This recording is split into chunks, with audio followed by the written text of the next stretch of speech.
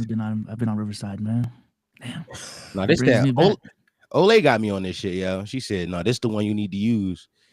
This is what you need to use." I knew it was gonna do this. I've never used it to stream though. This is new. Hold on. Just like for meetings, I guess, or something.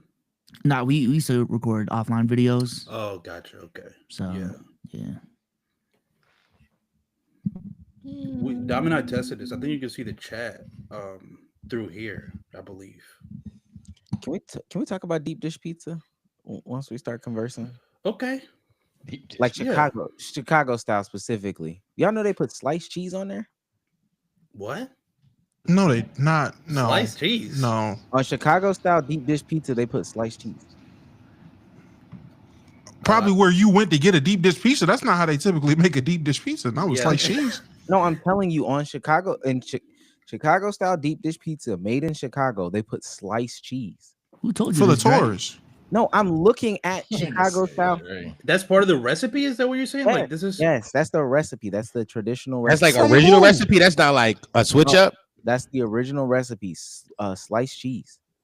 From who? Whose recipe is this? I'm looking at a video of Chicago Eddie making a Chicago Who the style. fuck is Eddie? Chicago Eddie. Who is this? Yo, why we trust Eddie just because it has Chicago in the name? This is crazy. He's got on a Bulls jersey, Chicago Eddie. and he is definitely on O Block right now, and he's making this pizza. So if Atlanta Joe had a Falcons jersey on and said these Atlanta wings, I'm supposed to just believe it? Yeah. I don't know. Why are you so confident that there's not sliced cheese on it though? Because I've had deep dish Chicago style pizza without sliced cheese. That's why. What are we talking about? Is it your favorite kind? It sounds like It's not my favorite kind. Oh, okay. I've been to Chicago once. Did they make it? Did you make it with them? I went to a pizza place in Chicago. My question. Here you go. I'm asking you, did you make it with them? I didn't make it. No, the restaurant made it. Okay, so I'm looking at them make it, and they're putting sliced cheese on it. And they made it in front of us, and they didn't. They made it in front of us, and they didn't. Oh, hibachi style Chicago I'm not pizza. lying. I'm not lying. That's what I'm saying. He's lying. I'm not lying. Tyler the Creator's mom took us to a pizza spot. Wait, what are we Tyler talking the about? Creator? Wait, huh? Yes, his mom took me and my dad to a pizza spot. I'm not lying. Oh, I'm dead. Why do you know Tyler Creator's mom? He's been associated with Tyler. My dad and Tyler Creator's mom used to be roommates when he was in college before he got famous. So then he blew up, and they've always been cool. Mother, okay. You roommates Yes, Miss Bonita. Yes, Wait, shout did out Miss y'all not know Bonita. this? Y'all didn't know this? No, but I'm saying no. They knew I knew Tyler Creator's mom. They know I know Tyler Creator. I don't know They've why been Omar known acting this. different right now. This is I'm about crazy. to say Omar's acting right now. They've been knew this. No, I understand that Domo knew Tyler the Creator. Knew Tyler. I understand Domo knew Tyler the Creator. Here, this nigga go. This all of a sudden, his mother or Tyler's mother and Damo's father were in co-ed dorms, and not even co-ed dorms, because co-ed dorms means on the same building. No one said co-ed dorms. I said they were roommates. In college. When Tyler was in college, they were roommates. I've always said that's always been the. No, I didn't hear that. I didn't hear that. I know my rant. I know my rant. I got my rant now. I know what I want to get off my chest now. Yeah. Hey, text your dad. Find the Chicago style hibachi pizza place. I need it verified. Sound like more a Subway thing with sliced cheese, but that's just me. He was not agreeing with you, buddy. Yeah, sliced cheese doesn't sound real to me, honestly. I'm telling y'all, and we can watch the video. I'm telling y'all, I'm looking at them with sliced cheese. Yeah, but Just because Chicago Eddie does that you wanna doesn't mean give me that's the how it's supposed to video? be done. Give me the video so we can react to it. I'll pull it up. Yeah, we might gotta see this because, like, Give me this video. I'll react. We'll pull it up so we can react to it. It's a short, so that's why. Oh dang! It's a YouTube short. Yeah, it's just a little short. It's just a little short. It's literally a nigga that looks like Dave Portnoy making the pizza. Why you say his name like that? Portnoy. Is that Dave not- Minoy. That nigga name is Portnoy. Is it? Come on, bro. Look how you said that nigga name, yo. You got no respect for that nigga, yo. Portnoy, whatever his name is. I don't know. I don't respect that nigga. So you're right. Now I respect you for not respecting that nigga. But it was crazy how you said this nigga name though. Hold on. I'm pulling this shit up. Let me see. Yeah, I want to see this video to see if it looks convincing. Like, oh, this is how they do all of them, not just specifically. I want to see Chicago Eddie. I want to see the white guy in a Chicago Bulls jersey wearing a Chicago Cubs hat and Jordan retro ones or whatever the fuck he's wearing, just looking super Chicago. So I didn't. Can't wait. I didn't send the Chicago Eddie one, but Shay, yo, What? are we seeing it? yeah, I'm seeing it. Yeah. All right. Deep dish pizza. So we're gonna start by patting the dough into the cast iron pan. And Okay. then add all of our ooey gooey mozzarella sauce. Next, we're gonna be adding. He called that shit ooey gooey though. Y'all heard that? He called it ooey gooey. I'm saying we trust This this. Chicago Eddie? This him? This is Chicago Edward. Yes. Nah, I'm not Edward? fucking Chicago Edward. Why did he dog. go by his formal name? Edward? Nah, this shit some doodle garbage, yo. He called it ooey gooey. All of our delicious tomato sauce, popping it into the oven. All right, everyone. That was it? That's Click on Gino, it. click on Gino Eats. Click on the page. Click on the YouTube page right now. Is this Gino name Eats. Gino or Edward? The official Gino Eats Bro, come on. of Chicago YouTube channel. This is official, y'all. And it probably Is this got two deep dish stars. too? Official bullshit. Dish happy hour. Oh my God. I'm not gonna lie. This shit kind of like a sauce though. I would go here. I ain't gonna lie. You going Well, to the environment looks, bathroom, deep I guess, dish cool, in but- I'm not gonna go to the page. Go to Gino Eats page, and I will stop after this. like the website. Go to this website. Yeah, go to the website. Go to the website. Hold on. I gotta. Y'all see this, or is it that I gotta open up a new We one? I see think you it. gotta. Well, you gotta. If you clicked on a website, Yeah, you yeah, gotta yeah. go to that tab. Or They get the something. pod. I got last you. night, so I'm missing out. I got you. And I think this is nothing to really. This is me being silly. Now I'm in my silly mode. So Yeah, I mean, this Okay, is here a we crazy go. plug for Chicago. Celebrated 60 years of I deep swear. dish family owned operated. Eddie. Yo, they might have invented deep dish pizza, bro. Yeah, what? Is this like? Maybe that's why it sounds crazy because it's like how they did it in the They- olden times. They definitely invented deep dish pizza with sliced cheese. That's definitely theirs for 60 years. They've been doing it that way for 60 years. Scroll They've down. been doing it. Scroll down. Scroll down. Scroll down. First of all, Where you want to scroll down to? I've already been proven right. I think we just saw the tariff recipe. No, That's why no. they're using sliced cheese now. It's a recipe. No, it's no recipe. Keep scrolling. No, I'm scrolling to, nigga. Say they Yeah, can't, what they are you- can't use the authentic 45's cheeses recipe anymore. is sick. No, you didn't They pass. can't Hold on, use the read- authentic cheeses anymore. Read man. Gino's story. That's Since 45 opening in recipe. 1960s, Gino Eats has maintained his reputation as one of Chicago's most loved pizzerias. The original Gino Eats was opened by two taxi drivers, Sam Levine. First of all, neither of these niggas' name's Gino. That's not crazy. It's Wait, Sam and that's a good Fred. Sam, Fred, Edward, and George. I'm Where done the now. fuck is Gino from? I can't. Who's Gino? If I won't be believed, then I don't want to hear it. No, listen. Yeah. I think it's been proven that this is a thing that Chicago Eddie has been doing for a long time. I don't know if this is every. By the way, who the fuck is Eddie? Nigga name was Gino. It's the Curry. I don't know. It's every other name but Gino. Yeah, I don't know. I don't know what's going on. Yo, that's crazy. But All you right, want to eat let me, that though? Like, is that like a pizza you want to eat? Like, No, deep Omar? dish? Deep no, dish? like with the sliced cheese, like that Oh, deep recipe dish has specifically. sliced cheese. No, I wouldn't eat that shit. Okay, so I thought. Okay, so you're not advocating for this. You're just saying it No. exists. Yeah, they- Okay. Okay. Okay. Shout out to everybody in the chat. Salute to everybody in the chat. We're doing another stream. We have our friends over at Let's Keep It a Buck on today. Shout out to the boys, shout out to the fellas. We're knee deep inside NBA playoff basketball right now, so I might ask them about what's going on. The conference finals are happening. I don't watch basketball. It's a boring. It is that sport of a dumb man, and I would like to hear those opinions. Yeah. I would like to hear what they think about that. Yeah, an incredible way to start. What do you have here? Is this Hold is this on. coming from the fan of the CTE sport? Oh, Hold on. Whoa, May I finish okay. my intro? I don't want to introduce a My few fault, things. my fault. Look, I'm riling niggas. Look, I'm rage baiting. It says he rage baiting niggas. He Yeah, did. we so back. So we got. I'm gonna argue about stupid basketball takes because I hate basketball. The beat chickification of Kendrick Lamar fans. I wrote that down. See if that's what we want to talk about. Young Thug is calling Kid Cudi a rat, and the new AI that's hit the streets. Those are all the things I have on the docket today. And maybe we get to it. Maybe we don't. I'm happy to have the fellas on. But if you want to support the channel, you can support the channel by number one, subscribing to our Patreon, patreon.com/pottymouth.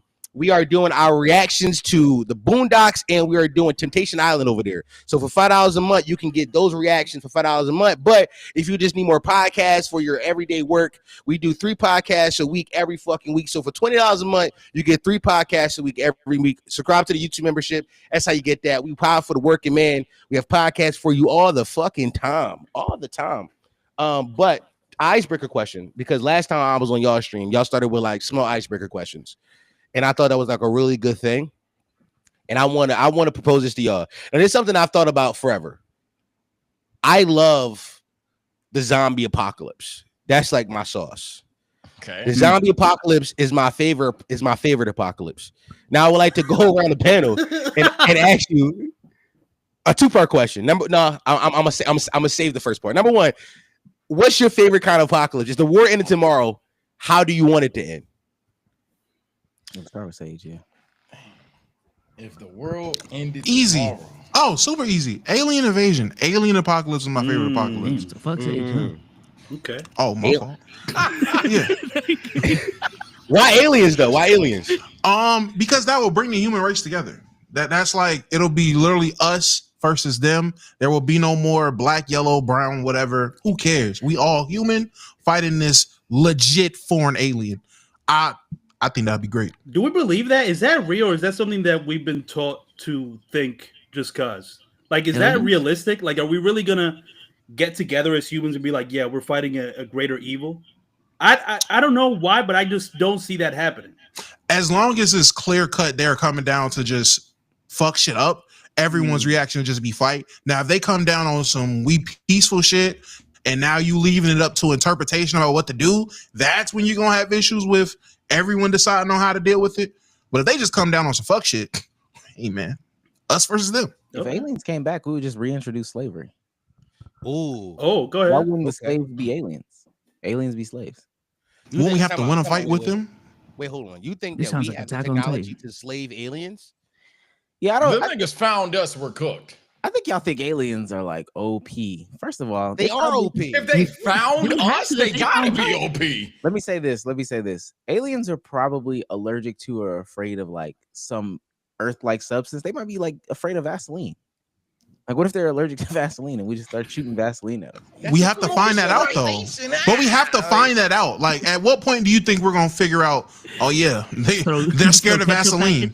You're gonna treat the nigga like he got a bum bump on him. You're gonna be like, get some. Look, some I'm gonna tell you lotion. something. I'm ready to find out if they can't mess with Vaseline. So, I'm ready to enslave an alien or two.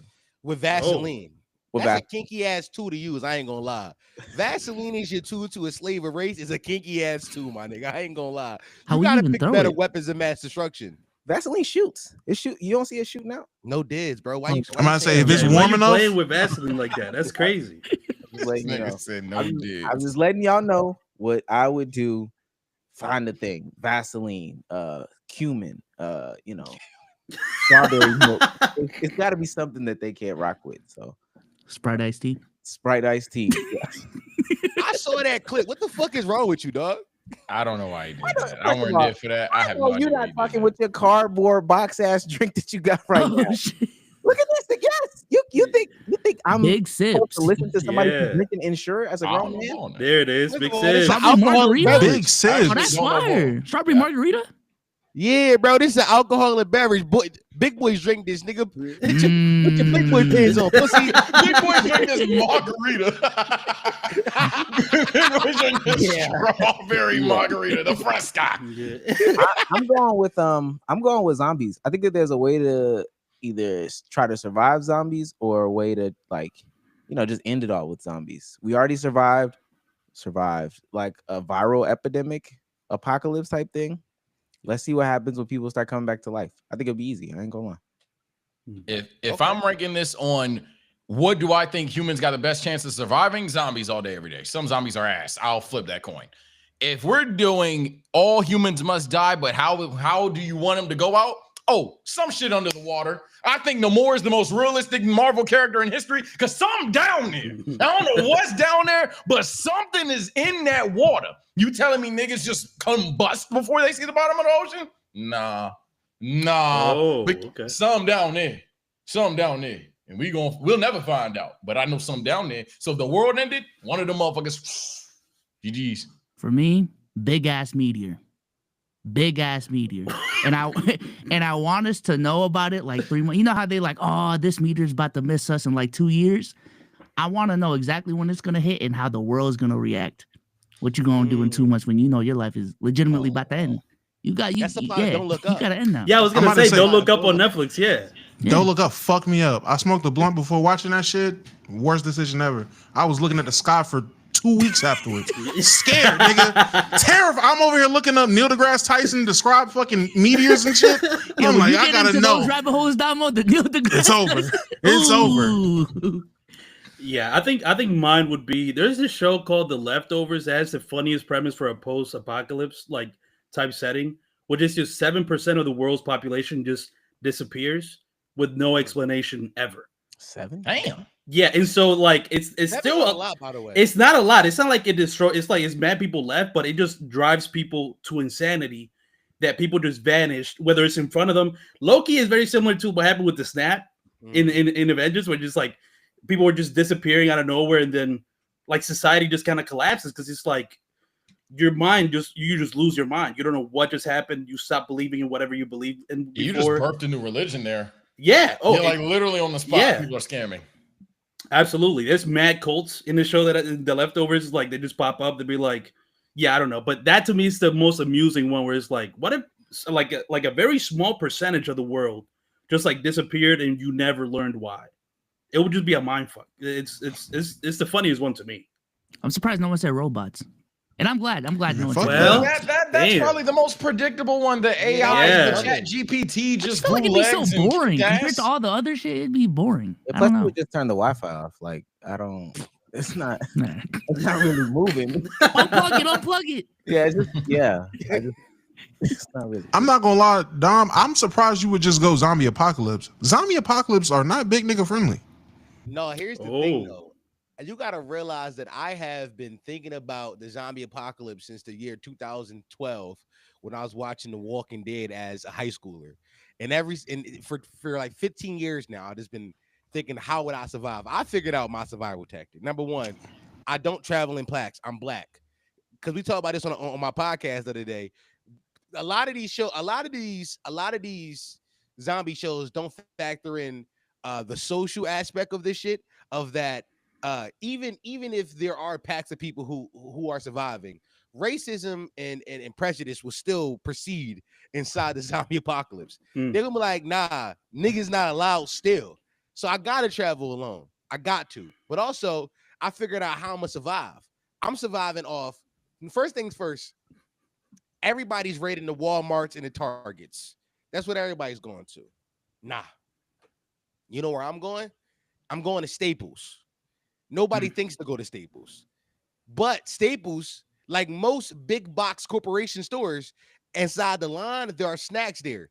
And a lot of time, those snacks consist of nuts. Nuts is protein. So I can survive off just peanuts and cashews for mad long in water that exists inside this Staples, because nobody thought to go to Staples. Home Depot, you would think that same thing, but people are going to Home Depot to get supplies. They're trying to get supplies. No, who's raiding the Staples? I've thought about this. This is something I've thought about deeply. Also another thing, I'm not leaving. I've accepted that my family's dying. Facts. I've accepted it. That's real. That's real. I've accepted it. Here's why. I have too many women in my family who would not listen to me. I have strong-willed women, and they raised a strong-willed man, and they will not listen to me. And I cannot deal with you not listening to me inside the apocalypse. I'm like, please, I have our best interests at heart, and I cannot risk them going against me. So I'm loaning it. I'm loaning it. But I don't leave my house for the first 6 months of this apocalypse. Damn. 6 months. I'm trapped in my basement. And then I go outside once society collapses. But that leaves me, as y'all ask the panel, what's your strategy inside the zombie apocalypse? What is your strat? Like, how do you succeed and live? I'm going full-blown Clementine. I'm going full-blown Clem. We're moving house to house. We're never staying too long in any area. When we find a safe zone, that's awesome sauce. Who are the people that are keeping it safe? They seem racist. Gotta go. Not even gonna ask. I will rob people. I'm not gonna lie. Sometimes I fit the stereotype. All right. Hey, so you got me. And then other times, hell no, we come in peace or anything like that. If these zombies are like really, really good at the game, then we could talk about just like, having a TOTS gun range or whatever, so they learn how to defend themselves. Because I ain't gonna save no damn tot. Shit, sink or swim, nigga. But in terms of my survival, oh yeah, constant movement, alertness, shifts. I'm getting a pact of 3 people that I know genuinely would die for the cause, not be selfish with it. No heel turns allowed, and we move forward. Me, it strictly depends on what kind of zombies we're talking about. If we got like slow walkers, we got slow walkers, whatever it is, I like my chances. I'm hitting dollar stores. You said staples, I'm going dollar stores. Dollar General, Family Dollar, Dollar Tree, same mindset. I'm taking all the food, all the snacks, and try to get as many supplies as I can. I would like to combat that point immediately. You got to deal with niggas. Dollar stores are in low income neighborhoods. You got to deal with the people. That's the problem. People don't think about this inside the zombie apocalypse. The zombies aren't the enemy. It's the people. You got to deal with niggas. Zombies gonna be like, I'm assuming I'm in my area. I know where my Dollar Tree is. It's not in the worst area.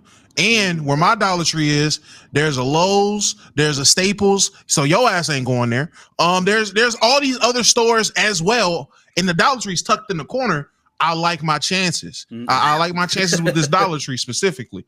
If we talking about runners, fast ass zombies, I'm not doing anything because my big ass ain't out running these zombies. Eventually, I'm gonna get tired, and it's GG's. So I'm just going out like Tony Montana. I'm trying to take as many out as I can and save people, and then just die because there's no point. You are the gorilla in that situation. You just I would have to be 100 zombies versus the Domo type shit. I would have to be genuinely. I would have to be. Yeah, because we didn't discuss what kind of zombies they are. If they're like certain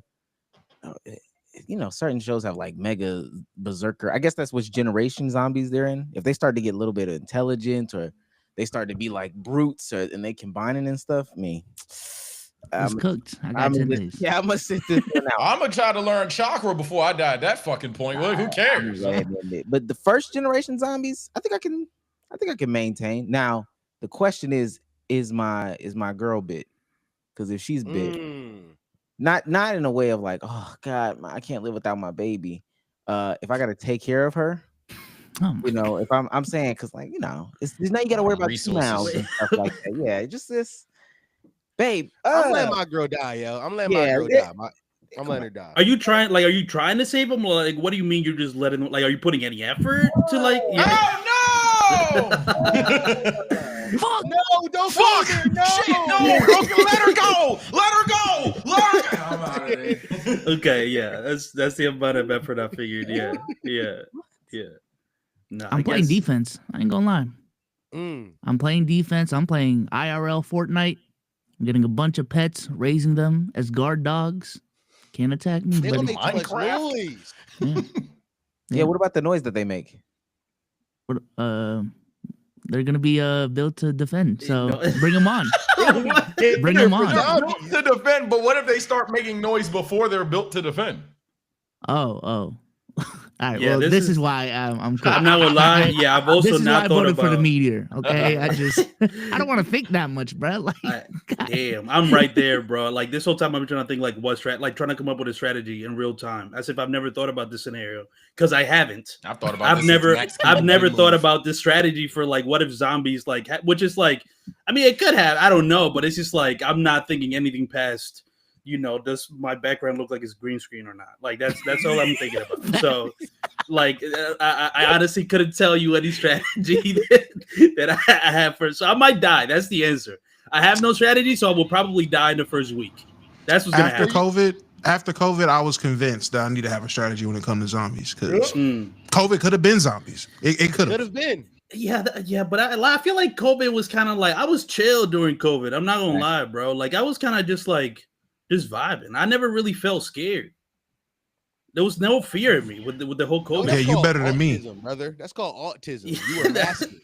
Yeah, I was pretending everything fine. Yeah, I was pretending. I was still working at the movie theater I was at. They let all the managers still work while they dismissed all the employees. Who the hell was coming to see a movie? No, it was closed, but they just gave us like busy work to maintain, like to not let us go right away. So we're just like putting shit away in boxes and shit. It was just like they didn't want to let go of the managers immediately. I don't know. Maybe they didn't want to give it unemployment. I don't know. But they made Putting us shit just do away in boxes. We did. Yeah, bro. It was like 2 weeks of just like putting shit away. That's all we were doing. I'm not gonna lie, bro.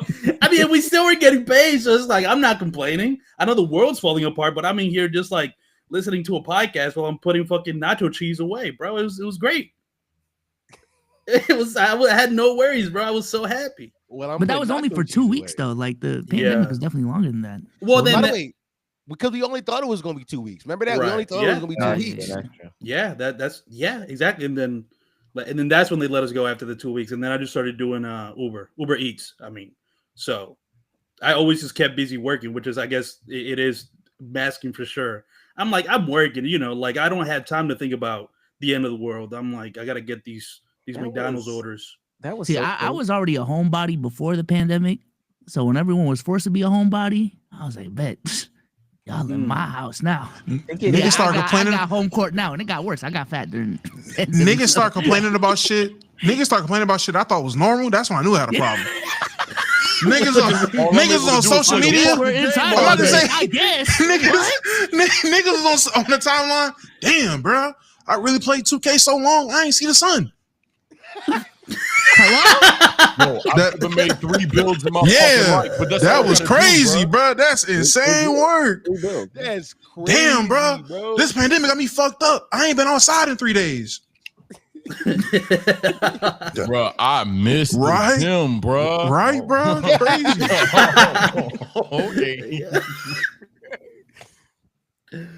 Damn, bro. I ain't washed my ass in 3 days, yo. This pandemic hit me crazy. Here we go. How does that affect you? Yeah. Shout out to the pandemic, yo. 2020 was underrated. 2020 is an underrated year in the pantheon of years. I'll say it. I think when we're 50 years old, we're 60, we're gonna be telling our grandkids, yo, 2020 is hot take. We need to replace 2016 with 2020. Hot take. Okay. I'm tired of. That was a hot take. It's a hot one, all right. I'm tired of. Listen, stay with me, y'all. I'm tired of 2016 retrospectives. It wasn't that great of a year. It wasn't that great. Maybe I'm biased because 2020 was the year I started like my podcast, and I was like getting like hella money to not work. And I'm like, it was a great time for me. Now I'm 27, so like I'm assuming we're all around the same age. So like I'm sure none of us was in school, like had like high school. Your high school year was affected. So if you're younger, of course you have a different perspective on 2020. But if you're like a young adult, like I was like 22, I think, when the pandemic started. I was like, this is amazing. I don't have to work for 2 weeks, and then that 2 weeks turned into 2 years.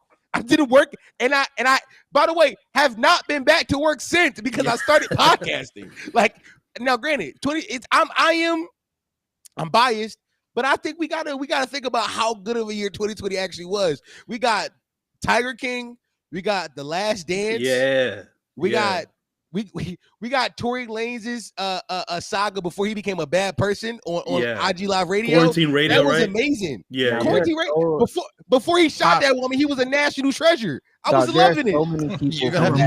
Don't remind me, bro. There are so many dead relatives. There's so many people with dead relatives right now listening to him like he is. But they was gonna die regardless, though. Niggas no, gonna die, bro. Natural selection, yo. like, I'm not gonna lie. This boy, you gotta you gotta take it on the chin, man. Removed from the pandemic now. These are cancelable takes during 2020. I'm not gonna lie. I'm not gonna lie to you at all.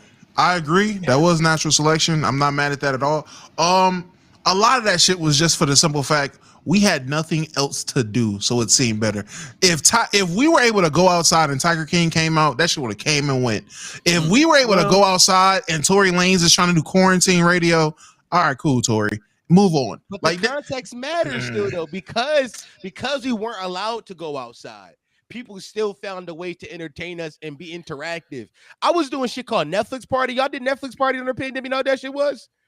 It was a Chrome extension that was invented just so you can watch Netflix with your friends. With people, I was doing bad Netflix party dates. Yeah. Like, it was a vibe. I think 2020, I think it was underrated just because the last time we felt like a monoculture. Like, it was the last time we were all forced to be inside of our house and consume the same shit, almost. Like, we actually felt like everybody was connected in that you couldn't do much. That's why, like, I agree with you. It's like Tiger King was probably not that good of a show.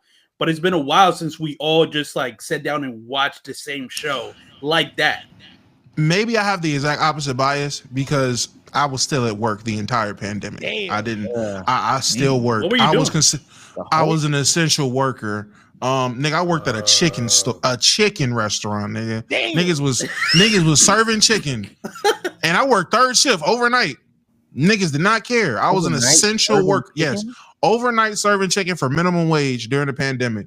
Niggas was over here. Oh man, get this unemployment. That shit work. Nah, y'all scamming the government. I know it's gonna come back on y'all. Them niggas still ain't got hit. Never came back. I just left money on the table. Just left it there for what? Every day. I never got the loans, but in Pennsylvania and Philly, we had something called PUA plus the regular unemployment. I was making like $4,000 a month. Like no. Now what I will say, the PPP loan shit, them niggas are getting caught. They are getting called up. The PPP loan people, it did. They didn't have 5 years worth. I ain't gonna lie, that 20,000, that wasn't worth 5 years. I'm not gonna lie, that wasn't worth it. I made it last. You probably was trying to flip it. A lot of people didn't, but I left a lot of money on the table during the pandemic. I've always said, pandemic part 2, I'm going crazy. I did not. My YouTube career peaked during 2020. Oh my god, it's going crazy. It's going crazy. I'm not gonna lie. Guy, 5 year ago peak is crazy, Bsolz. We gotta talk about that. Are you okay? Well, I'm an unk now. Apparently, I'm an unk in the YouTube creator. Ain't you like 24? Yeah, but I've been doing YouTube since like 2016. You can't be unk at 24 though, bro. I'm gonna be real. We had this discussion. Bsolz wasn't there though. Bsolz wasn't there though, Sage. So that's why he don't know the age. Oh yeah, you don't know your big bro. You're not unk, bro. You are big bro for sure. You're big bro. You're not unk. I guess. Look at him. Look at him. I'll take big bro. Look at him. Oh, big bro. Yeah, big bro. The biggest, the largest. I'm gonna tell you something though. You go around telling them 16-year-olds. No, it's actually big bro. They're gonna look at you square in the face. Okay. Okay. Oh no, listen. The young niggas, they call me whatever they want, dog. I don't need. I be like, watch out, youngin. I call them all young. I'm 2 weeks away from nephew. I ain't gonna lie. 2 weeks from nephew. Watch out for me. 2 weeks. Oh wow. Okay. That's crazy. Nephew, you gotta be younger. You are not old enough to be calling niggas nephew, bro. There's no way. Niggas only gonna live for 2 more years. I might as well be up. Relative to time frame of how long. Yeah. Pops tomorrow, for real. This is insane. Oh yeah, niggas and pops though. I'm about to start nephewing little niggas, man. It is what it is. I hate tots. Fuck them. So, listen, I'll be honest with y'all about my basketball take. Here. I started with this, and I'll be honest about it. Basketball. I have a few issues with the game of basketball. Number one, my first issue is it's too player oriented, in which I don't like that. I come from football. Yeah. I like Put teams. shackles on them. I like teams, not players. I don't. So having to like a player is too much for me. Like I want to just root for a color and root for a home court. But I realize in basketball, a lot of it is ranking players against, and some of that's bleeding into my sport, which I hate. Don't keep that shit over there inside basketball, man. We not ranking quarterback. Jalen Hurts is great because he plays a part of a team. It's a team sport. Secondly, the season is too long for me. It's too many fucking games. They play at different times of the day and different times of the week. It's too much for me. And thirdly, I think that half of the season doesn't matter. It just doesn't matter. Like right now, I've decided to lock in on the conference finals, and I feel like I'm completely caught up on everything that's happening. I feel like right now I'm watching basketball that's important. Like I feel like all the other basketball that been played up before this point was just filler episodes. It's One Piece. Like I've gotten to the point of the series where shit start to matter. So I just don't have the same love for this sport. Maybe because I'm older. I'm 27. I'm older, and I just don't have the same attachment to players anymore. Because certain time, like I had attachment to role players. Like I used to fuck with Tony Roten, my nigga. Like I used to like role players. Everybody up here loves Tony Roten. You know what I'm saying? You know what I mean? Like Tony Roten. That sham God he did during the lockout. I don't know about that. Come on. You know what I mean? But I feel like maybe, like I said, maybe because I am getting older, the role players are now just niggas who are my age. It's like, no, we was in high school at the same time together. Maybe that's part of it. But I truly don't find it as interesting anymore. Am I wrong in this, or tell me? Because I know y'all basketball guys.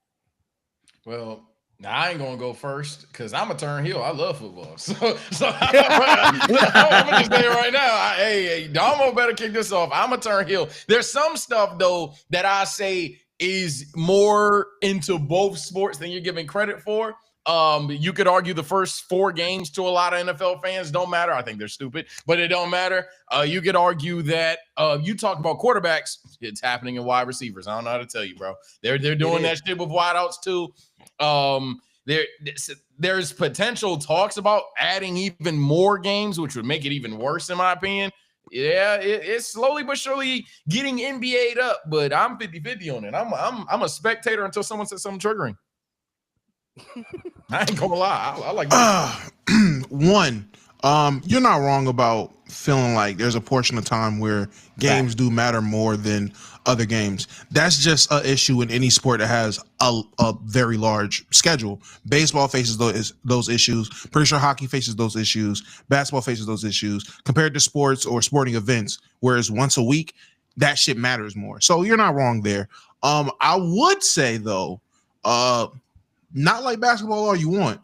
I prefer player-oriented over protecting the shield because that shield shit is rooted in racism and slavery. Let's be honest.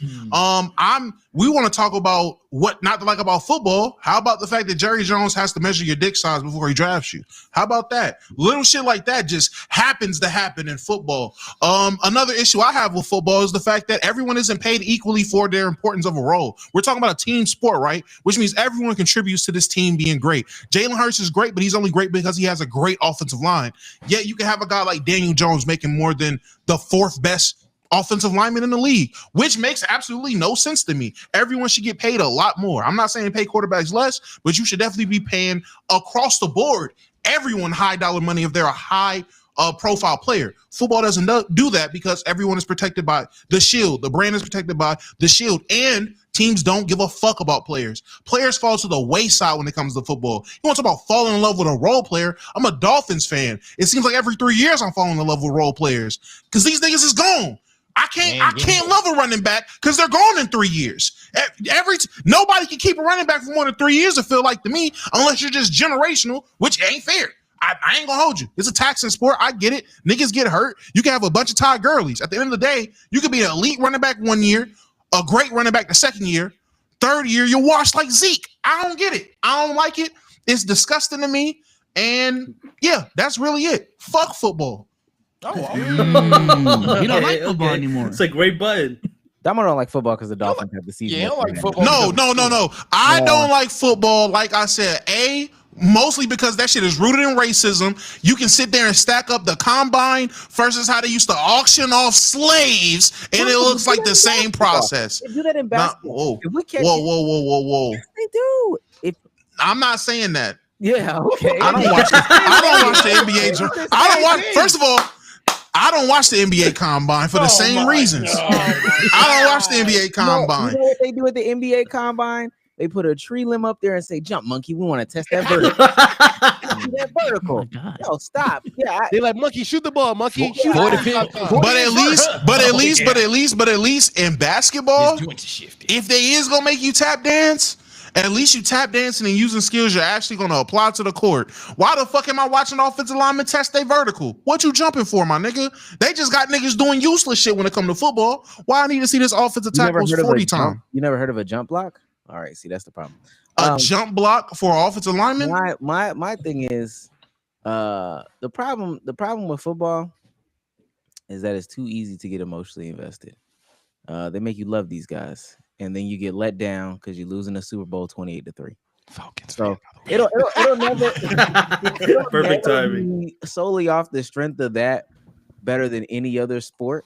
Plus, we do have to talk about the effects of CTE, and you don't have to deal with that in any other sport. I know that you get concussions in mad other sports and stuff like that, but there's only one sport where CTE is really, really prevalent. If you can name the basketball version of Antonio Brown, I'll wait, but you can't do it. Rodman? Lance Stevenson. Damn. Both of them are okay. I'm not saying Lance Stevenson's nowhere near Antonio Brown. Neither is Rodman. We've got to stop. Now, everything else you said might matter. There are too many games. I also agree. A lot of these teams don't even care. I went to State Farm Arena last night, and I didn't know that they had a hookah lounge in the arena. Right, basketball is not important right now in Atlanta. But with that being said, it's still the best sport, and we can actually play it. Dom, I know you can't shoot a jump shot based off your criticisms. First of all, my jump shot wet. You're full. Tell about it. Yeah, it's good. It's good. It's good. He can play. Hey, he brought that nigga back. I mean, it's good. It's good. It's cool. No, I saw him play. He's good. He's better than you would think, for sure. Oh, that's what I tell people too. Yeah, he's absolutely better than you would imagine, for sure. Nah, that's what I say. Yeah.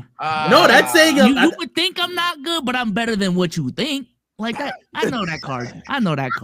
Okay. First of all, also listen, I'm 27 overweight now, so like I'm past my prime. I've admitted. You know what I mean? Again, how tall are you? I know that card. I'm 6'3". I'm 6'3". 6'3"? Okay, how much you weigh? Right now 280. Okay, I already know. What's the player comp? Like, what's your play style? Oh, like 5-on-5 or like 1v1? Both actually. Let's do both. 1v1, I'm broad. Oh, 1v1, I'm broad. I'm doing the fuck you threes and all that. I'm getting to the post. I'm getting to the elbow turnaround J's. Now 5v5, I'm Draymond Green. I'm playing a role. I'm attacking off of niggas. You know what I mean? Yo, I love how fat people are realistic with the rolling fives, because I always said like Boris Diaw. You know what I'm saying? I'm Boris Diaw on five. Like I'm never gonna hype myself up to be Bron. I'm Boris Diaw though. Like, yeah. Oh, in fives, I'm definitely. Listen, I'm playing defense, and I'm clapping my hands in niggas' faces. So, I'm from Philly too, so niggas get real aggressive. I'm like, fuck out of here, pussy, get out. I'm doing all that. I'm yelling shit. I'm just talking the whole game. Yeah. Now 1v1, I'm 6'3", 280. Like I'm losing weight. So like I'm getting to my spots. I'm bigger than most niggas. I'm just stronger than you. I'm getting to my spots. You can't stop me. But you know what I'm saying? I understand that mindset. You know what I mean? But 5v5 is different. I gotta see this. You got footage anywhere? You got footage anywhere? Come on, let's do it. 1v1. No, wait, you gotta see the footage. Do you have any footage online? Yeah, footage anywhere? I do not have footage online, but I can post them after this. Go, yeah. Oh, shit. I just need a current. It should be sunny in Philadelphia. Just do a right-left crossover, left-right crossover, jump shot. Go back in the house, upload it. We're gonna judge it. That's all. Layup too. Right hand, left hand. Well, right now it is raining in Philadelphia. Right hand, left hand layup. Bsolz said right hand, left hand layup too. One dribble, by the way. One dribble, right hand layup. One dribble, left Yo, hand. y'all adding mad shit. Yo, what's going on, bro? Yeah. Y'all adding mad Start shit at now. the 3-point line. Hit him with the dab in the lab. Start at the 3-point line. One dribble layup, man. For his Hey, manager, if you miss that motherfucker, you can't talk about hoops ever again. But the layup, no, come on, bro. I got the layup. But I'm saying though, like, you know, mean, listen, One take two. I don't want to see no cuts. I ain't gonna lie, I got Omar, because Omar, how tall are you? 5'8", 5'10"? I got you. Wait. They always try to mark this basketball shit. I don't understand why. I really don't. So I'm 5'8". I'm 5'8", I knew it. and I'm 190. Yeah, bro, you not. Listen, don't let me get first ball. You not getting the ball back. Oh shit! You don't miss. I'm not. I'm taking you to the rim, dickhead. What are we going to? What are we going to? 7. Make it simple. Oh, you 7. think you can make it to 7? Is that why? I know I can make it to 7 easily. Oh, okay. Anything after that, good. Anything after that, I never say 11. I never say. Yeah, no. That's how you can tell right there. That's the real thing. Like 101. What we going to? Oh, we go to 8 real quick. Oh yeah. You running threes? Full court? Full court. Yeah. Listen, anything more than 7, I'm cooked. But you know what I mean, 7, I got you. 7, I got you. Because I don't think you're bad. I've never seen you play, but I think I'm bigger than you. And by the way, I am decisively. Not decisively. I am deceptively nimble. Deceptively. Okay. You wouldn't think this about me because I'm a big guy, but I'm nimble. You mean light on my feet? Why do we all say the same things? I say the swear to same God. thing. Damo It's a says the same fucking thing. cult. Whoa! I don't say I'm nimble. I know I'm not nimble. I'm a brute. Everybody over 250 is nimble, respectively. Sneaky, athletic. Hey, don't let me get a ta. It is just been my back lately. Top 10% handle amongst all fat dudes. That's been my line. Yeah, you have a unique one. Do you have handle? Do you have handle, Dom? Like you got handles? Yeah, no, it's serviceable. Sneaky Gets the job done. Gets the job done type shit. Listen, I'm not Kyrie by any metric, but let me tell you something. I do got the KD left right long jump into like a side step. I got that in my package easily. I got that in my package. You got dribbling left to right in your package. Yep.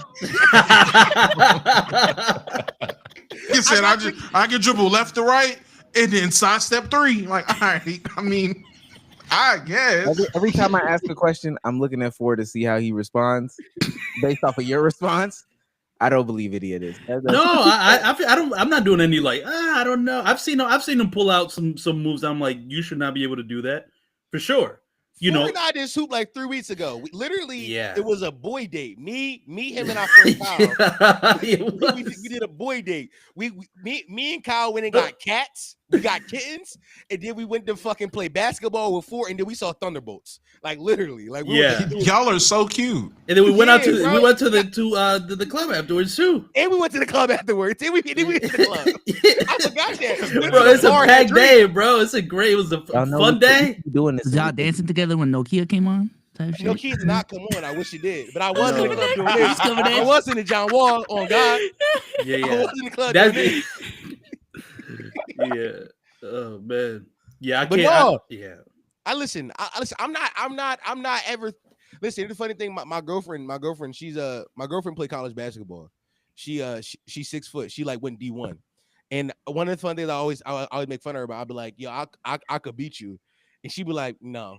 Now, granted, she like DeJuan Blair. She got no cartilage in her knees. So I'm like, maybe DeJuan Blair is a crazy fool. Okay. That unlocked the memory. Kudos to you. I forgot. Y'all remember DeJuan Blair? He was scared to get on planes. He's a Republican now. No, Royce White is actually. Swear to God. Royce White. Oh, Royce White. Wait, really? Royce White? Okay. No. Yeah. Listen. I know Mad 2010 role players, y'all. I know Mad 2010 role players. Yeah. But I feel like you just hard stopped watching it after like 2016. It got boring. I swear to God, I stopped finding it interesting. Wait, you gotta watch again, man. That era's over. Wait. I want finish the cartilage thing because with your girl, yeah. Okay, so my girl, she got no cartilage in both her knees. She got no cartilage. And I'll be telling like, hey, I could cook you. Like, I got you, babe. She'd be like, nah. Like, I'm like, yeah, you fundamentally sound for sure. You in D1, but you 30 now, and like you got no cartilage. I'm cooking you now.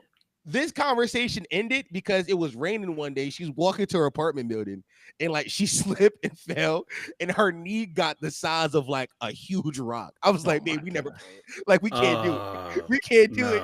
I'm like, cause I'm gonna feel bad when I cook you, dumbass. And now you crying because your knee's swollen now. Oh, they letting that shit go. Y'all heard that? We couldn't hear it. No, they going crazy. No, we didn't hear it. Somebody just got shot on my block. Hold on. Oh, okay, no. Incredible. Dogs. I don't like dogs. Okay. They letting that shit go out there, bro. Dogs. I thought his girl walked in the room. No. What'd you say about me? But yeah, no. Back to basketball. I don't know. I did this hard stop watching. I can tell you, truth be told, part of it is the Sixers being bad that's like making me uninterested because, like I said, I root for teams. If my team is bad, I have no rooting interest. And I can't just like, as much as I want to just root for Bron to win something, I don't like those colors. Those ain't they ain't my colors. I can't do it. Like my brain does not compute that. My brain just can't. Also, I'm not a nigga like, for me personally, I'm not a Phillies or Flyers fan. But if I were to get into basketball or hockey, my teams would be the Phillies and the Flyers. I'm not rooting for a team that's from a different state. When my team got 4 for 4, like my city got 4 for 4. Like anything else feels like weird, foolish. Yeah. It feels ridiculous. Like I tell niggas who who are Eagles fans who are out of state, I'm like, you don't know what it felt like when you won a championship. You don't know what it felt like. You don't know that feeling of like, yo, I swear to God, it was peace in the city. Like in 2017, when the Eagles was on that run, I was walking in the Dollar Tree and niggas was saying, "How you doing?" Yeah. Niggas don't talk like that. Niggas don't greet each other in the biddy. Niggas was like happy to see each other. Like that kind of camaraderie and that kind of like energy only exists when you are from the city that's winning. I can't just do it, bro. Now, I would like to get back into it. I would like to get back in. The Halliburton game didn't do it for you? Say it again. The Halliburton, the Knicks and What the Halley bomb? They're playing right now, actually. That should I feel like he was clip farming. I respect it. Ethical clip farm. W clip farm. Yeah, it was W. Ethical clip farm. That shit work. I ain't gonna lie. He did it and then pointed at Reg. I was like, oh, that's Lord. That's good. I just Lord wish it was a right 3, bro. Oh my got me. God. You got me. If he would have ended the game, that was the moment. That would have been a moment. It's still a good moment, but that would have been like iconic, legendary moment. He would have gamed him like that. He did double. I did see the replay. He definitely doubled. That's why he ran to the 3-point line. That's what did it. They didn't see it. They didn't see it. Don't y'all ruin it now. Wait, so Can I ask y'all a question, like a basketball question though? Oh, go ahead. What's up? Okay, so Wemby is supposed to be like the next guy. Type shit. But Not supposed to be. He is. Yeah. But for everything I could tell, like he hasn't taken that big jump, like that next leap yet. And they're building a team around him that's good. They're built like he got guards around him now. He the team still feels good. I don't know. Correct me if I'm wrong, Domo, but let me finish. If that team doesn't make the playoffs next year, does he become the SoFaygo next up Apple Music? This is insane. Nah, damn, throwing that on Wemby is crazy. I say for one, you're right. Maybe he hasn't had some massive leap because he was already so fucking good to start off. Like his floor was incredibly high. So yeah, he probably hasn't took a massive leap because he's already great. I can understand making the playoffs depending on how they finish building this offseason. I can't just say getting De'Aaron Fox is going to do it because I've seen De'Aaron Fox playing with Sabonis, who I think is a quality big man. And where have the Kings been for real? They haven't had too many moments. They had a moment or two. So I'm not a huge De'Aaron Fox guy, so maybe it's a bias on me. I don't think that's enough to make me say, oh yeah, Wemby, it's time. It's only year 3. We said this when he was drafted. Let's not rush it. Let the process happen. It's literally only going to be year 3. He's coming off a blood clot. I don't know if you've seen the pictures of him. He put on weight. Everyone's worried about that. He's actually looking bigger, pulling a Giannis, in my opinion. He's getting bigger, filling out his frame. Depending on what they do in the draft and in the offseason or in the free agency, will let me know if I should have playoff expectations. They draft well and they sign some real guys. Absolutely, I'm with you. They better be a 6 seed. If they go out here and fumble the draft, they go out here and sign Joe Ingles and whoever else, yeah, buddy, give it another year. Is Wemby not good enough to at least carry to like a 6 seed, 7 seed, like a play-in? Is he not that good? The NBA is just different now. NBA is just different. Yeah. It's kind The of West is competitive. The West is crazy. If he was in the East, yes. I don't even. Nah, if they were in the East, I would think Well, so. Sage, go ahead. It's kind of like if because you're a football guy, hell, you're a Philly fan. It's kind of like JD5 type shit going on. So they have the money to build around him. JD5 is fucking fantastic, but if the Commanders don't make it, but so far nobody's looking at him.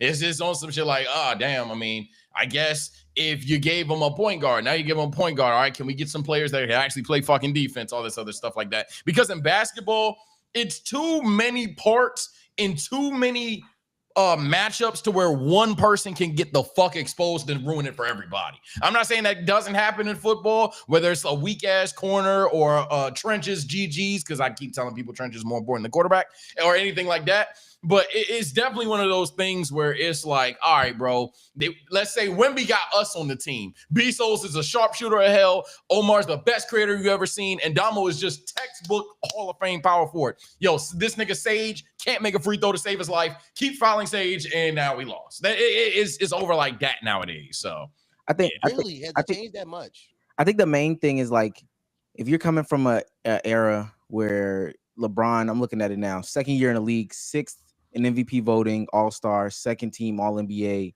27 points per game, and then by the 3rd year he was 1st team All-NBA, 2nd place in MVP and in the playoffs. Like if you're expecting that now in 2025, That's probably not gonna happen. Unless it's Luka. It's not gonna happen. Like that's just not gonna happen. So you just gotta look at the game a little bit differently in order to get some enjoyment, or just be mad and be like, the old players, oh, I miss when we used to do coke in the middle of the game and then go out there and win by 30. Yeah. I You can be think mad at him for not carrying being shit, traditional per se. That carrying shit is just dead to me, which I feel like you might actually enjoy the game more now because of that. Because if you're so team oriented, because I think in the early 2010s and even before that, like, think about it. When the big three Heat formed, it was some game changing shit, and they were like world beaters for 4 years. But the surrounding cast around the big three Heat wasn't really anything crazy. But still, because 3 stars, like they were so head and shoulders above everyone else. Even with the old, the early 2000s Lakers, it was Shaq, Kobe, and a bunch of cool dudes. But now you just those don't really exist anymore. So you might get more enjoyment now, low key. I was about to say, in terms of your enjoyment watching basketball again, I can understand you root for teams, so rooting for your home teams to get you into it. I would just say, and this goes for baseball or any sport where it has a large regular season, just get to the rhythm of watching the game. My thing is, yes, I'm a Laker fan. Yes, I love all these NBA players. I'm a basketball fan first. I love basketball. So I'm watching the 2 shittiest teams play. I'm watching the 2 best teams play. I'm watching the best team play the shitty team. I'm just watching basketball before anything. Then I'm going to get into my Lakers binge. Then I'm going to get into, okay, is Luka playing? Is Amin playing? Is my favorite player playing? But just start watching basketball again, and you'll realize, okay, this is a lot different than watching the Warriors run through everybody. All these different teams got these different aspects and pieces, and these new stars on the rise, guys still playing at high levels at old ages. There's a lot of stuff about basketball to keep you entertained though. Well, don't set them up though, y'all. I ain't gonna lie. These are W messages and all, but at the end of the day, bro is from Philly. You telling that nigga to pick up the remote and watch Tyrese Maxey, whatever Embiid got left, and play off P, and just setting them up to retire. They got the 3rd pick. I'm about to say, they're in a good situation. Setting them up, man. But I will say this. This has nothing to do with nothing, but I just want to. We have a Philly native here. I have to ask. New York might win. A lot of people on this podcast don't want them to win, but they might win. Do you think New York City would be more toxic than you all if they won a championship? Thank you. Okay. Thank you for setting me up for this. Perfectly set up. Yeah. I got some shit to say. First and foremost, fuck New York. Oh, fuck everything New York. I'm from Philly. Y'all forever my op. Forever. Last time I was on y'all show, y'all was comparing the chopped cheese to a cheesesteak. I almost spit in Omar's face. That was crazy. You know what I mean? So let's start there. It's forever fuck New York. But what I want to say is New York fans are the OG obnoxious fan base. They are the most obnoxious fan base in all the fan bases, no regardless of sport.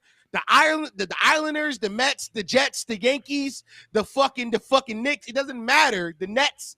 They are the OG obnoxious fan base. And Nets don't even got fans.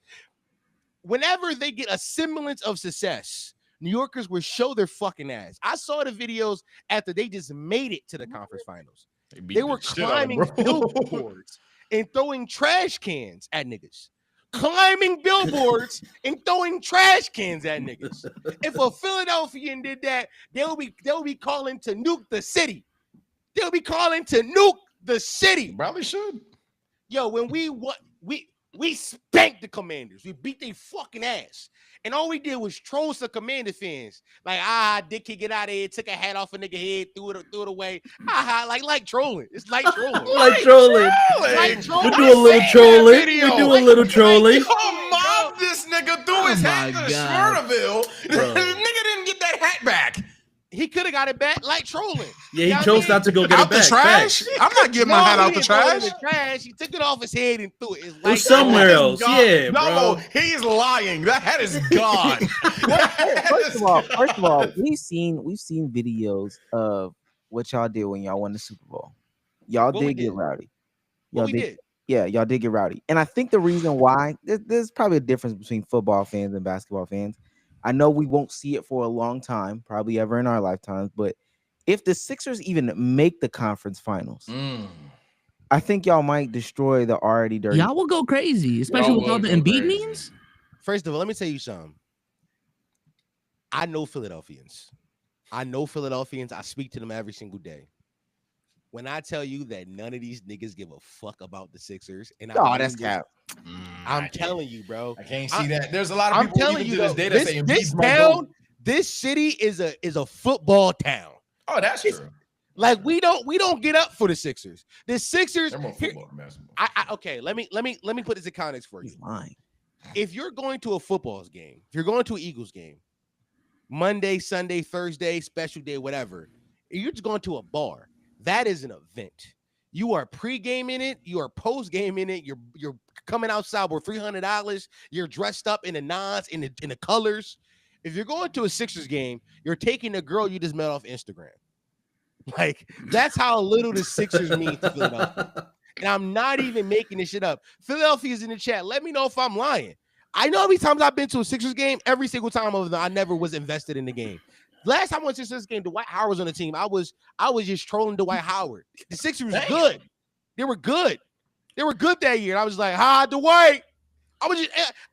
We don't give a fuck about. So yes, why I think there will be a fraction of Philadelphians who will like be rowdy because it's in our nature. But I don't think it would be like, we're not climbing grease poles for the Sixers. We're not climbing grease poles for the Sixers. Yeah.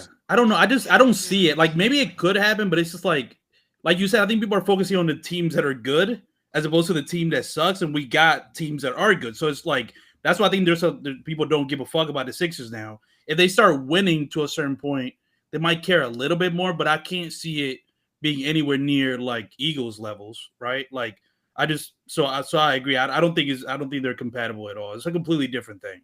So this is my thing because I also come from the Northeast. I'm from Boston, like Boston area. I feel like Northeast teams specifically like celebrate their toxicity. Whether that's the Eagles, the New York, Boston. That's like, yeah, we get toxic when we win, all that shit. From my perspective, the reason why I don't mind how New York fans are acting is I feel like we all do the same shit. They're just better at playing the game. That's my perspective. Basketball? Of being toxic. No, they just are more creative with their toxicity, is what he's saying. No, they're not, bro. I posted a video. I can't find it. Right. I wish I would, but if I decide I made this a clip, I'll play it right now in a clip. Four and I during football season, we went to a bar inside Maniac section of Philadelphia called the Crescent Inn. Shout out all my bartenders there. You know what I mean? we went there all season. For the Super Bowl, there was a guy who bought a hearse, bought a hearse in a casket, and like painted it with like Chiefs colors, and inside of it was a Kermit the Frog in a Chiefs jersey with like the Patrick Mahomes here. We are creative with our celebration. I think side talk is carrying. I'm not gonna lie, bro. Side talk is carrying a lot of it. Y'all get side talk, yeah, bro. Y'all getting fooled by side talk. Side talk. Y'all there doing cardio. Yeah. Y'all getting tricked. if you had to, if especially for the Northeast people, if you had to rank them, worst cities when it comes to celebrating their sports team victories: New York, Boston, Philadelphia. Boston, Eagles, but yeah, Knicks. we win a lot. Like it's since the 2000s, so you see it a lot too. And we're spoiled, mad spoiled. I think Eagles, right. Knicks, Gap Celtics, Gap Ravens. My thing is because honorable mention. No, yeah, those four. I don't think I've ever seen a Boston sports team like destroy shit. I've only seen that come from like the Eagles and Knicks fans. So like Philadelphia, New York. What do you think the Patriots are celebrated? What the Celtics do last year? I've never seen, I promise you, I swear. Never mind. You're talking this about is the PR, bro. You're getting tricked by PR. A Boston native is telling you they're awful, and you're getting tricked by PR. I think the things that we do is probably the most tame compared to like what I've seen from Knicks and Eagles fans do. But I'm just talking about you see it so often because of how much we won that we got to be number one. You've just seen it. Think about it. So often. And they're also just bad people. Yeah. Yeah. Also, the Celtics. Well, yeah, they are bad people, but the Celtics are also like annually good. They've been good for like a decade now, so it's on some shit where okay, we're not gonna be all loud and rowdy every fucking year, but like the Knicks. No, but it's not only that. We got it's the Celtics, we got the Patriots, the Bruins, and the Red Sox. I think there's only been like maybe 2 years where no like Massachusetts team has won. That's what we're like. Mad That's for. crazy. They are a spoiled fan base. Yeah. Here's what I think. I think that we are taking into account that because I think number one, people just hate Philadelphians, and I'm cool with that. I think it's Meat Mill fault, but you know what I mean, this is what it is. 5 a.m. in Philly done set us all off. Yo, I think niggas hate Philadelphians because when you got to realize for the longest time being an Eagles fan, people used to post memes of us with ring pops on our fingers.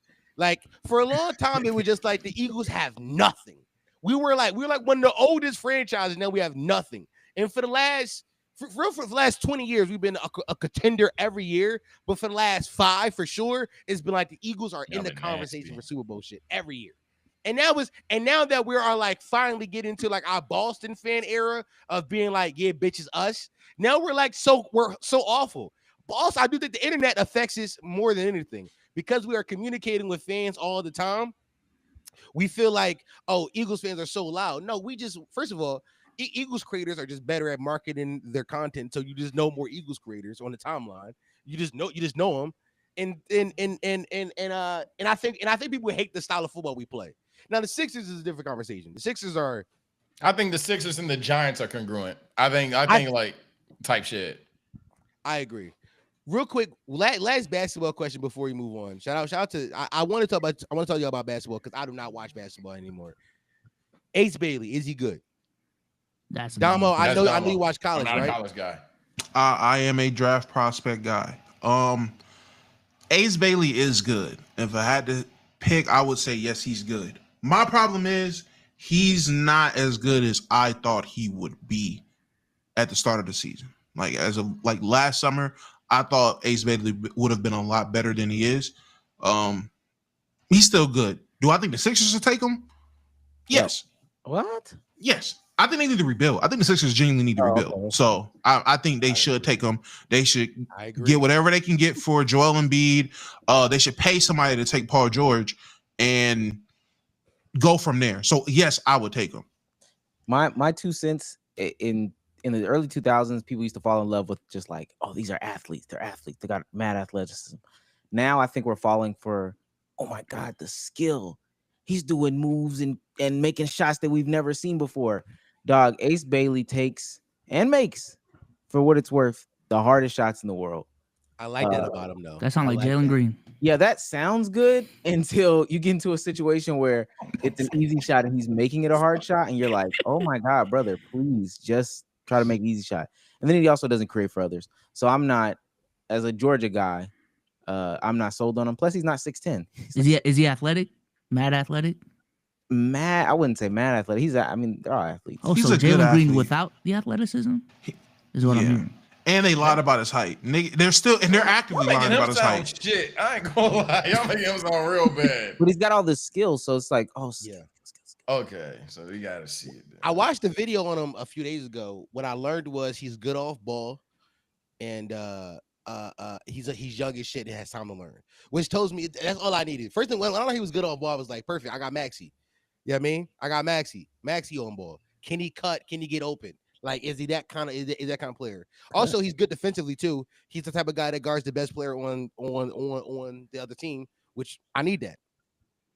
Let me ask you this before we Am I move selling on. myself? Omar, tell me. Yeah, you are. I took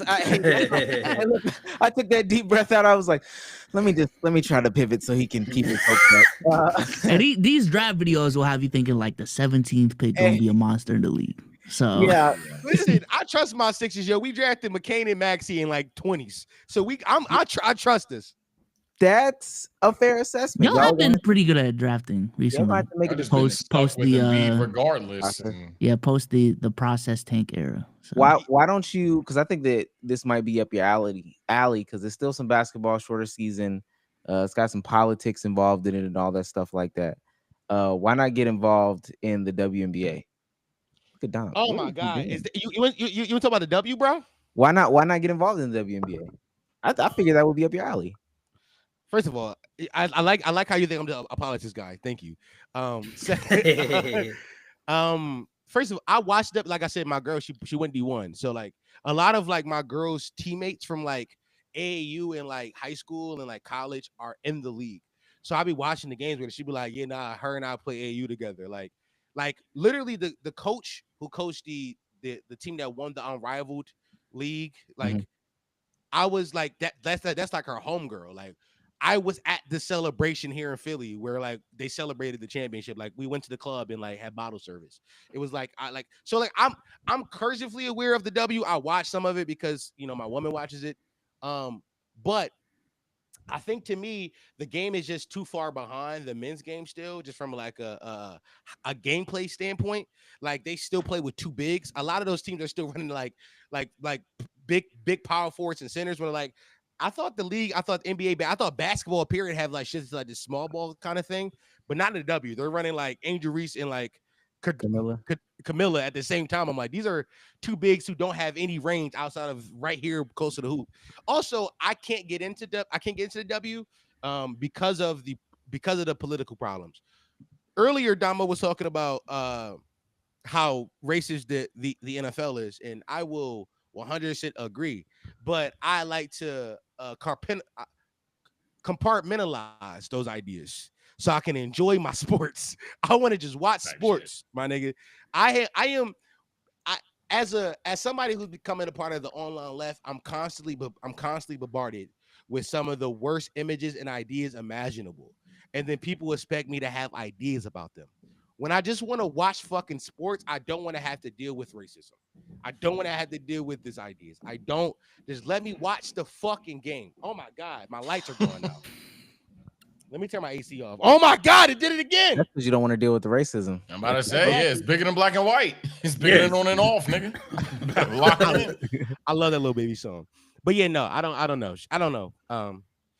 We can try. I'll try. Do y'all want to move on to some more social political ideas?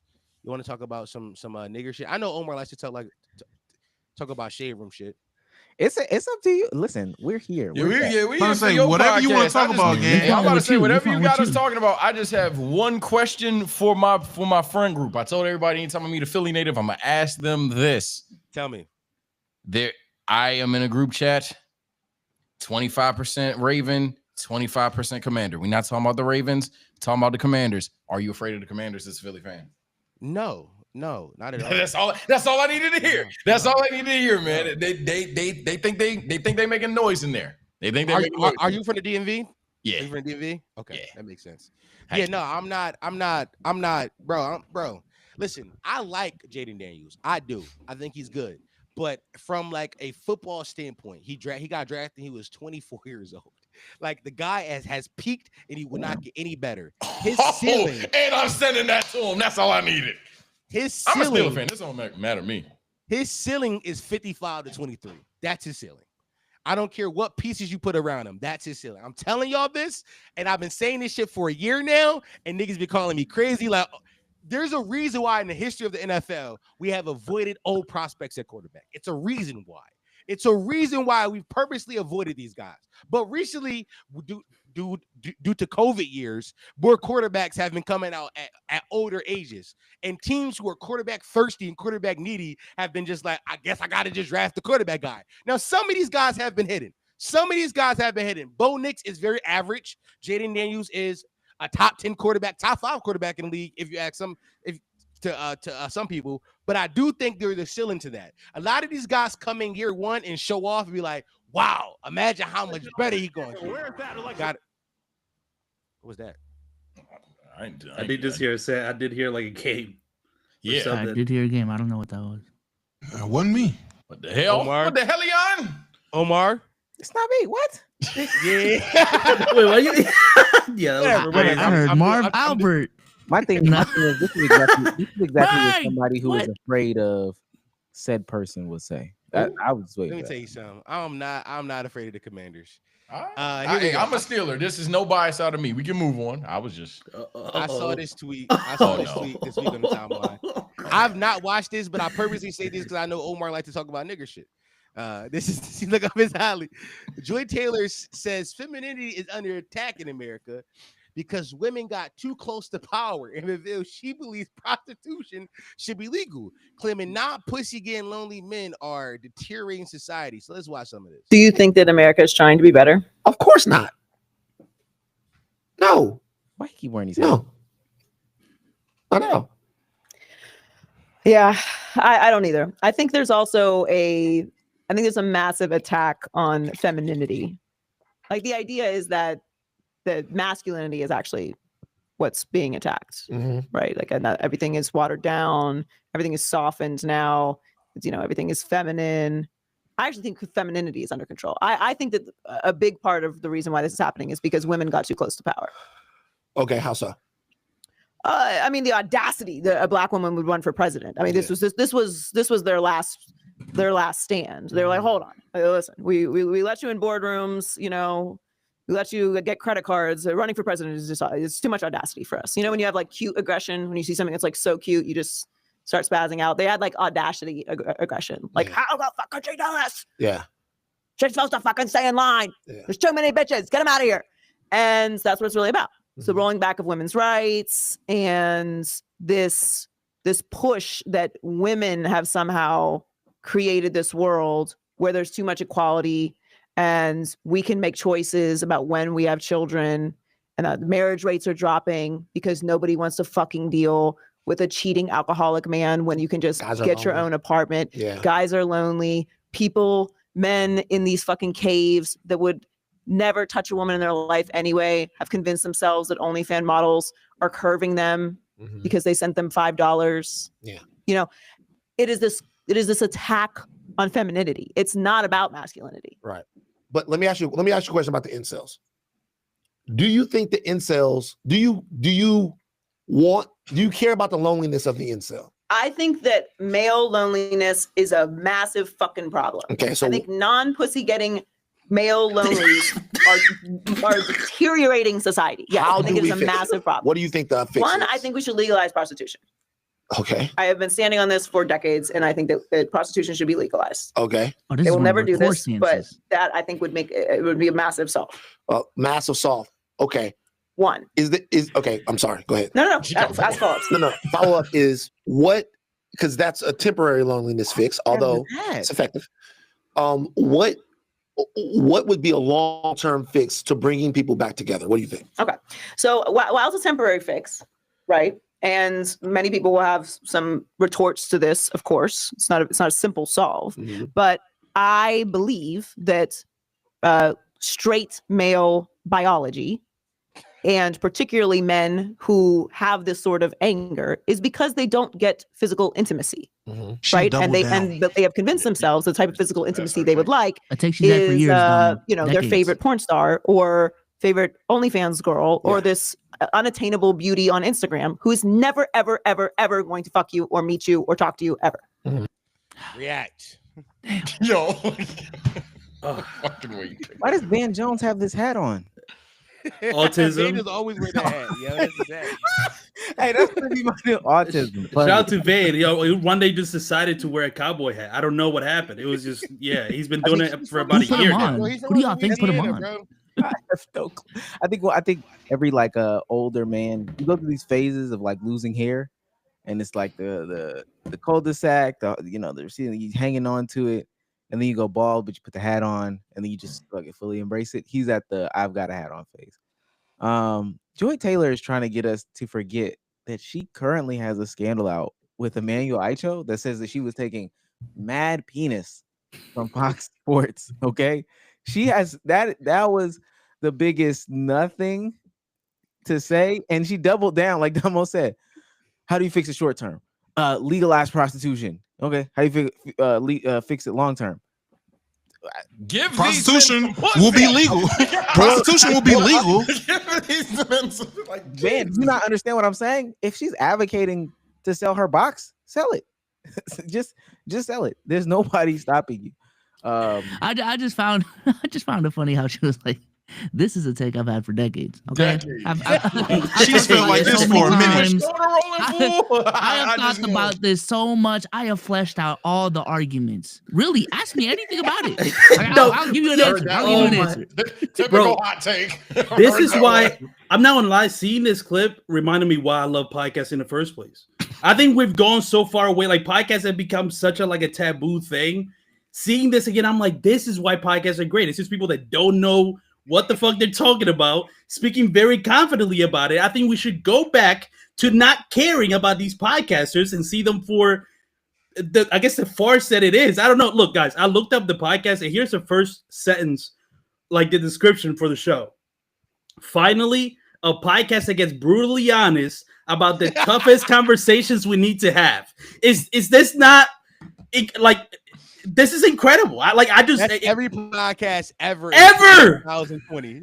Bro, that's every podcast ever. That's every relationship podcast for sure. They're always getting brutally honest about the conversations, and it's always, so can you go 50-50 on a date?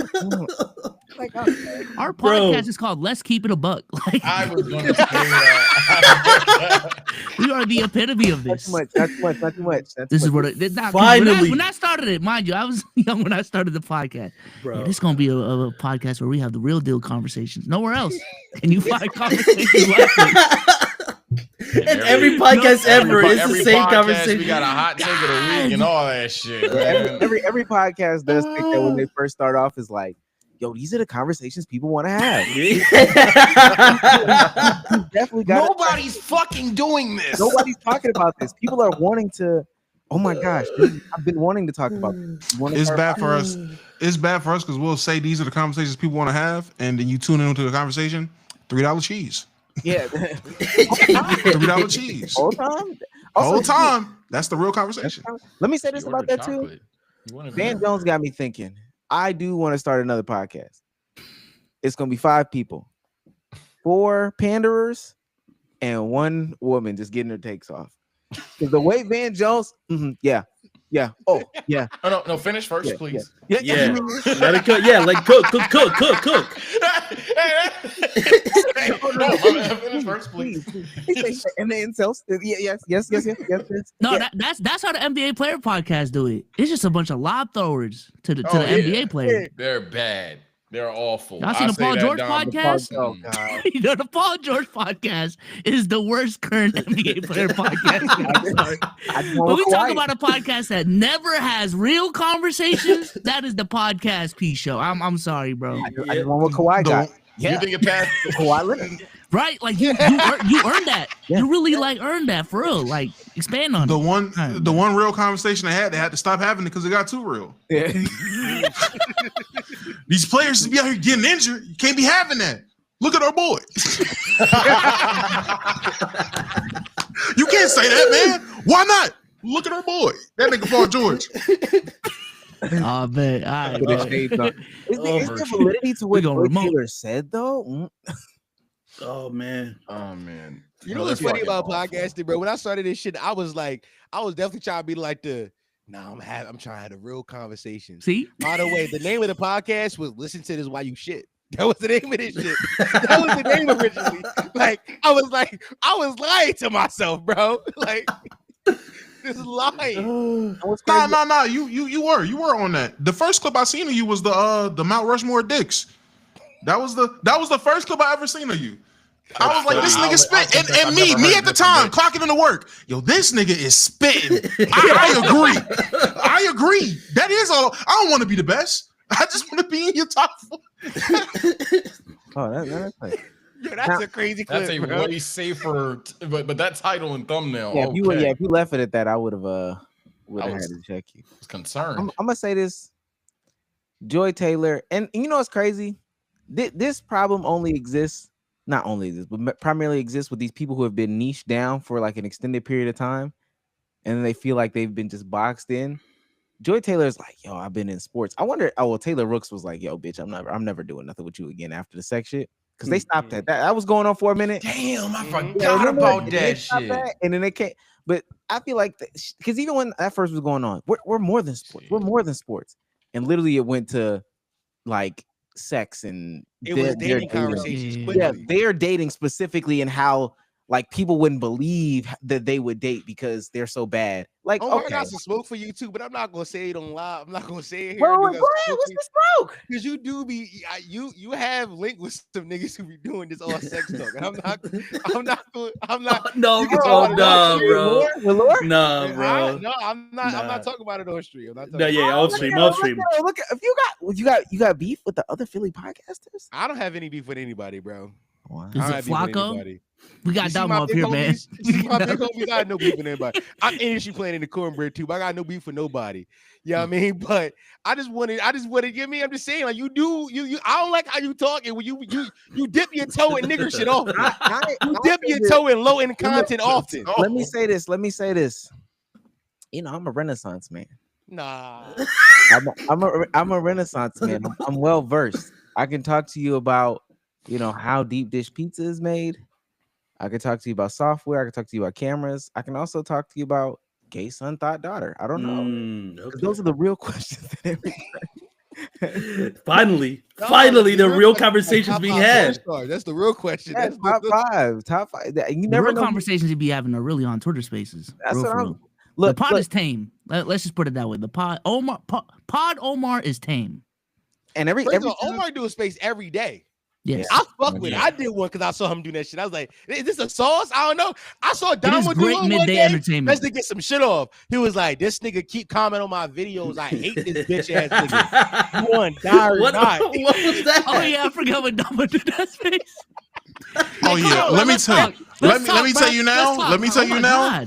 I've accepted this nigga Omar does a space a day. He's gonna get off whatever's on the timeline. If I'm making a space, that's because I don't feel like going to my replies. If I reply to you twice, fuck nigga, let's talk about it. Because now I'm mad and I don't feel like waiting 5 minutes for you to say some dumb shit. Boot the space up. That's my shit get out of hand though. I ain't gonna lie. I gotta stop doing that. I be going off the rails. Only reason why I do a space a day, because for whatever reason it happens every single day. Somebody's coming in with a story that we can just run with for the next 3 hours. You just gotta wait for it too. That's what I found. You just gotta. What'd you have for lunch today? Today's was so jelly. I had this crazy peanut butter and jelly story. Oh wow. Okay. Today's story was so crazy. I don't even have you. Well, first of all, for Dom, have y'all ever watched Forever, the Netflix show?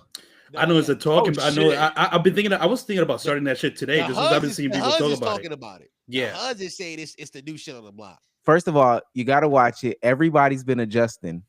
That I promise you, I'm putting that together. Everybody has been adjusting in their life as a man. But so we started talking about that in the space, and people gave their Justin stories. Basically, you trying to save a woman. Yeah. We got an interesting community. Yeah, don't. I'm not gonna say it, but just know.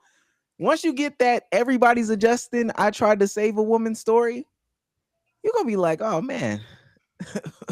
So that's what you did, huh? That's what that means to you. Bro, I exclusively deal with promiscuous women up to a certain point. My girlfriend currently is the first promiscuous girl first girl I deal with who isn't promiscuous. I like women who have long track records. As Domo has quoted my one clip, I want to be the Mount Rushmore of dicks. I just want and to be in the Mount Rushmore dicks, that means she has a pantheon of dicks in her past. I don't. You mean I like that's just me personally. Like I don't. Pantheon of penis, yeah, exactly. A pantheon of penis. The penis pantheon. If this is the old podcast, the name of the podcast. That's the title. Yeah, penis pantheon. That's great. But no, I like women who got like history. I like that. That's me personally. I don't try to save them. I try to encourage them. I'll be like, you ever thought about threesomes? What's your thought process on that? What? Bro, I'm a kinky nigga, bro. I get kinky. Yeah, bro. no, you're a freaky I know niggas frog, see bro. me as a political guy. I just started reading books 6 months ago. Wait. So now it's my fault. I was on that type of podcast, but that's who you are. And that's what I'm talking about. Yeah, but I changed. I've grown. The Philadelphians got to get together. Listen, CDL brotherly love. I'm not gonna. Yeah, what's going on? Yeah, no. See. Y'all cause beef and see some niggas who don't got. No, I'm chill. No. Look, four. Hope y'all gotta watch Forever. I think everybody needs to watch. Yo, Forever. is it true? It's like the Netflix. I saw a tweet that said it's the Netflix version of Insecure. Is that real? Oh my god. I saw a tweet that said that. I'm like, that's a great way to sell it. First of all, but I can't imagine it's that close of quality. People talking about it like it's Euphoria, and people are talking about it a lot. In hindsight, I watch Euphoria, but I probably shouldn't have. Insecure. It's the Netflix version of Insecure. That's not bad.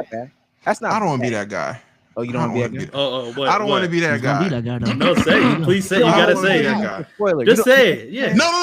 It's not even about spoiling it. As a nigga who did, I watched that bitch in one night. Like I dead ass binged it One night, sat through, watched that shit start to finish. Okay. He was on COVID timing. Damn. My bad. Call back. Hey, call back. My bad. This nigga. Yeah, man. I don't know why niggas is talking about this much. Like, the hype that it's getting is crazy, but I'm a person who doesn't think it's a 10. There is a person on stage looking off in the distance, like Jim Halpert, who thinks this is a 10. I don't think this is a 10 show, so I don't get the hype for real. It's good. It's cool. It's relatable. It just ain't good enough for niggas to be hyping it up like this. Niggas is talking about it like it's sinners. I'm not gonna lie, Omar. It's When not. you find the 10, it does get to a point where I think you be gassing shit too much. I don't know. I'm not taking this from somebody who didn't understand a Drake diss. Oh, okay. Whoa. You know they music niggas, bro. Don't bring this to this platform. Here you go. About a diss home. Oh man. No, I'm curious. What's this about? I'm not taking this from somebody who didn't. The Virgil line, I get it now. God, remember the Virgil line in W Freestyle? So I've been running around. I just needed to know who it was from. I've been saying constantly, just as a joke, I could never have a Virgil in my circle and hold him back because he makes me nervous. Yeah. Finally, after a month of saying that, after a month of saying that, though, Bsolz was finally like, "What does this mean? I don't care." Who's the Virgil in our circle? Who's Virgil? Who's our Virgil? I get it now. I just needed to know who it came from, for real. And it would have made all sense. You didn't know Drake said that? No. You never heard Duppy freestyle? I have, but and I'm a vibe that's listener. why I say he's I'm a vibe listener. Yeah, you know Bsolz was for vibes and I'm a vibe listener, man.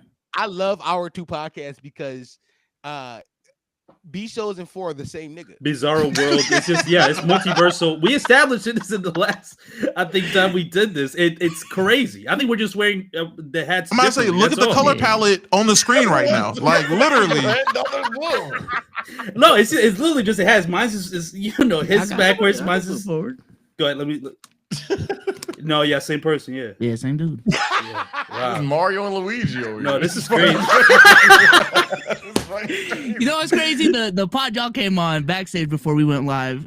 Me and 4 were talking about green cards. I'm like, oh, what's up? We did, bro. Why you said this, bro? Yo, what's up, bro? Yo, why is this the thing you're saying? I forgot about this. I'm like, I didn't forget about it. A conversation with anyone about green cards besides you. Yo, what's up, bro? I joined while they're having it. They're talking about green cards. Me, I'm gonna just mute and cut my camera off. Wait, hold on. What was the context? I don't know what the context was because I joined and niggas was just, so then I'm really working on my green card for real, but I had to do this. Me. No. Let me roll up. Dom asked me what my ethnicity was, and I told him I was Filipino. And I think he asked, were you born here or like were you an immigrant? Told him I was an immigrant. Okay, I don't know how the green card stuff came. Well, then I guess because I got it I remember now. Dom and I were actively podcasting before I was a full citizen. That's what it was. Yeah. And he didn't know, there was a imposter I had amongst a legal us. immigrant sit next to me for like 2 years. Yeah. Illegal. I was hovering. I was the enemy of the state. I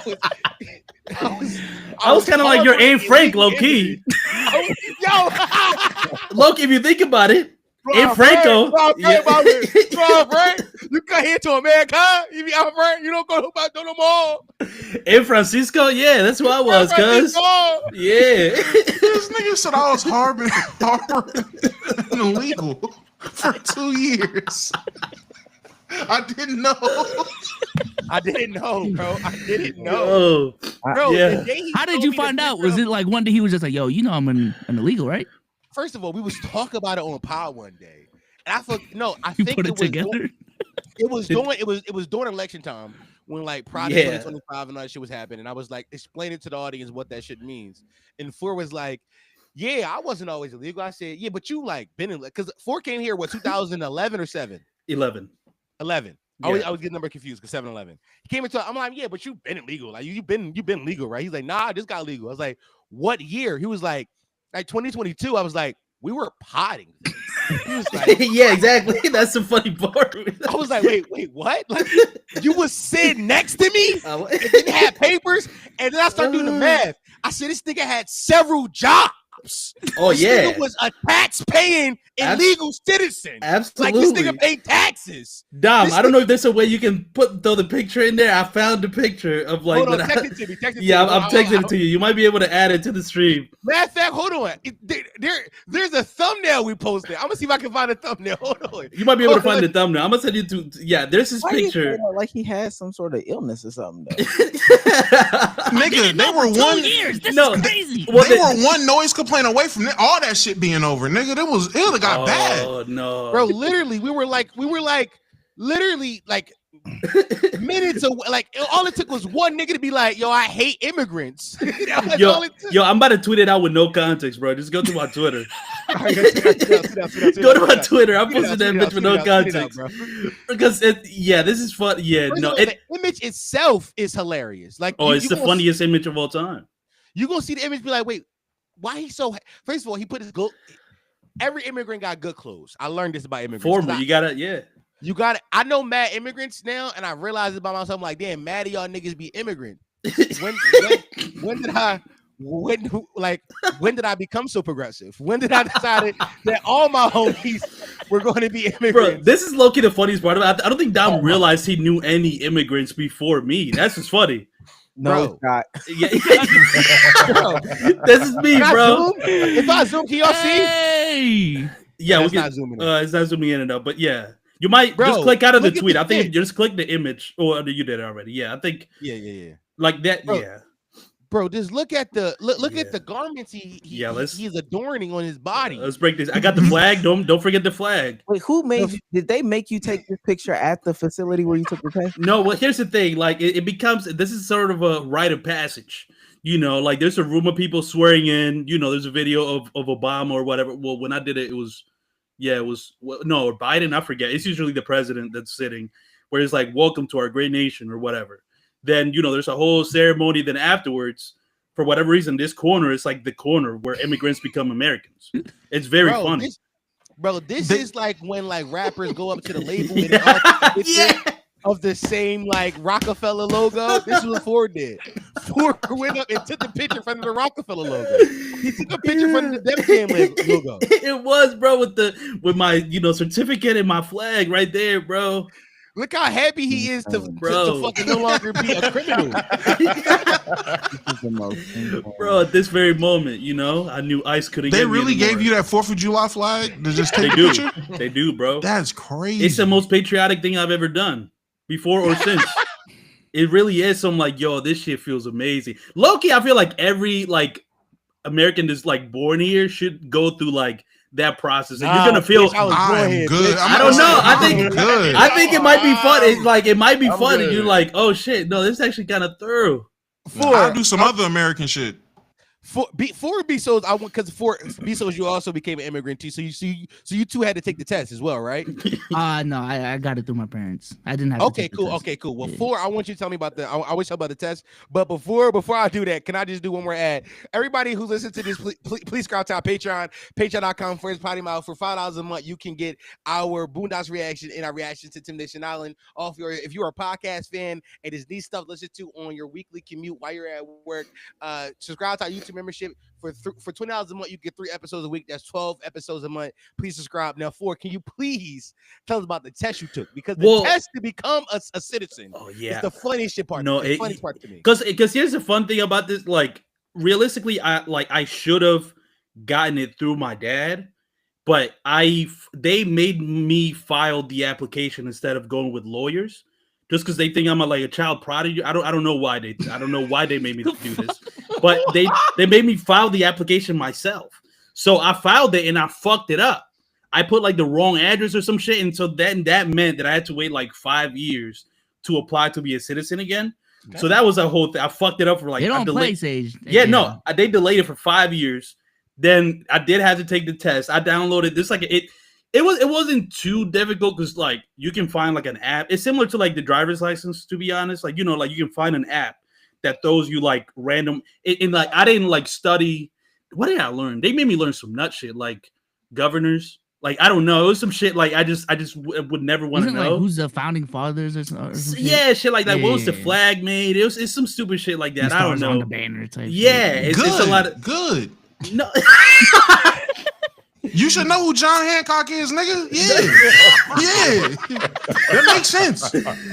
Oh fuck. No, but yeah, I didn't fully like study. I just kind of just like download the app. I just kept taking the test over and over again to know kind of like what the basic, like the real questions were, and then I was able to pass through that. It wasn't too difficult, but yeah, no, it was it was the whole experience was weird because it's like, yeah, because I wasn't living my life like I was an immigrant, which is like I think the experience of most immigrants. You're just kind of doing shit. You're just working, you're podcasting with Dumb Sharp, you know, doing things immigrants just do, you know. So it will be good stream content for. I think you should find one of those apps and make and do like a practice test with the stream. Oh, like, are you a citizen? Kind of like, are you smarter than a fifth grader? Exactly. Yeah. That's crazy. Oh, that's a great idea. Just go through those questions. I'm pretty sure when my parents were studying for it, like my mom would pull me aside. Brian, quiz me. Quiz you. Yeah, quiz you, yeah. Like she was a I student. thought it was supposed to be. Is it not hard? I thought it was hard. I mean, it's. I think it's hard if you kind of if you're dumb, right? Like I think like if you're like average intelligence, I think it's just like any other like basic test. Again, that's why I compared it to a driver's license test. It's like it's like maybe like 10% harder than that. You know, it's nothing too crazy. As long as you can just remember things. Can you remember shit? Can you read something and remember it? That you can pass it. You know, that's kind of. I think the hardest part is like proof of intent, like proving your proof of intent for staying here, like that shit, like proving why you're here. Well, yeah, that. Well, I didn't have to deal with that. That was definitely my dad was the one that was like, no, I really got good intentions. I'm not from MS-13 or something. That was really him. That was his battle to fight. Yeah. And I was able to like kind of coast off that. Like he proved it to them, you know. Yeah. No, we're the same person, man. Yeah. Well, listen, bro. Yo, because when I was a kid, I was just, hey, I'm flying here. Word. My parents take care of everything. Yeah, you don't think about that, bro. Back in your home country too, were you a millionaire? Because Ford has revealed to us recently that he has a compound back home. I'm not gonna lie. Relatives of country. Yeah, bro. That's how. No, bro. This not crazy. Name, hey, it rings. It rings back home. Right? Let me, hey. I ain't never heard. Hey, man, we got It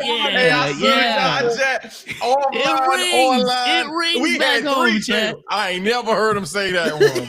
Let me tell you now. I've known Bsolz since 2016. I've never heard it. He's never told me this before. He ain't never told me the Soulless name ring bell.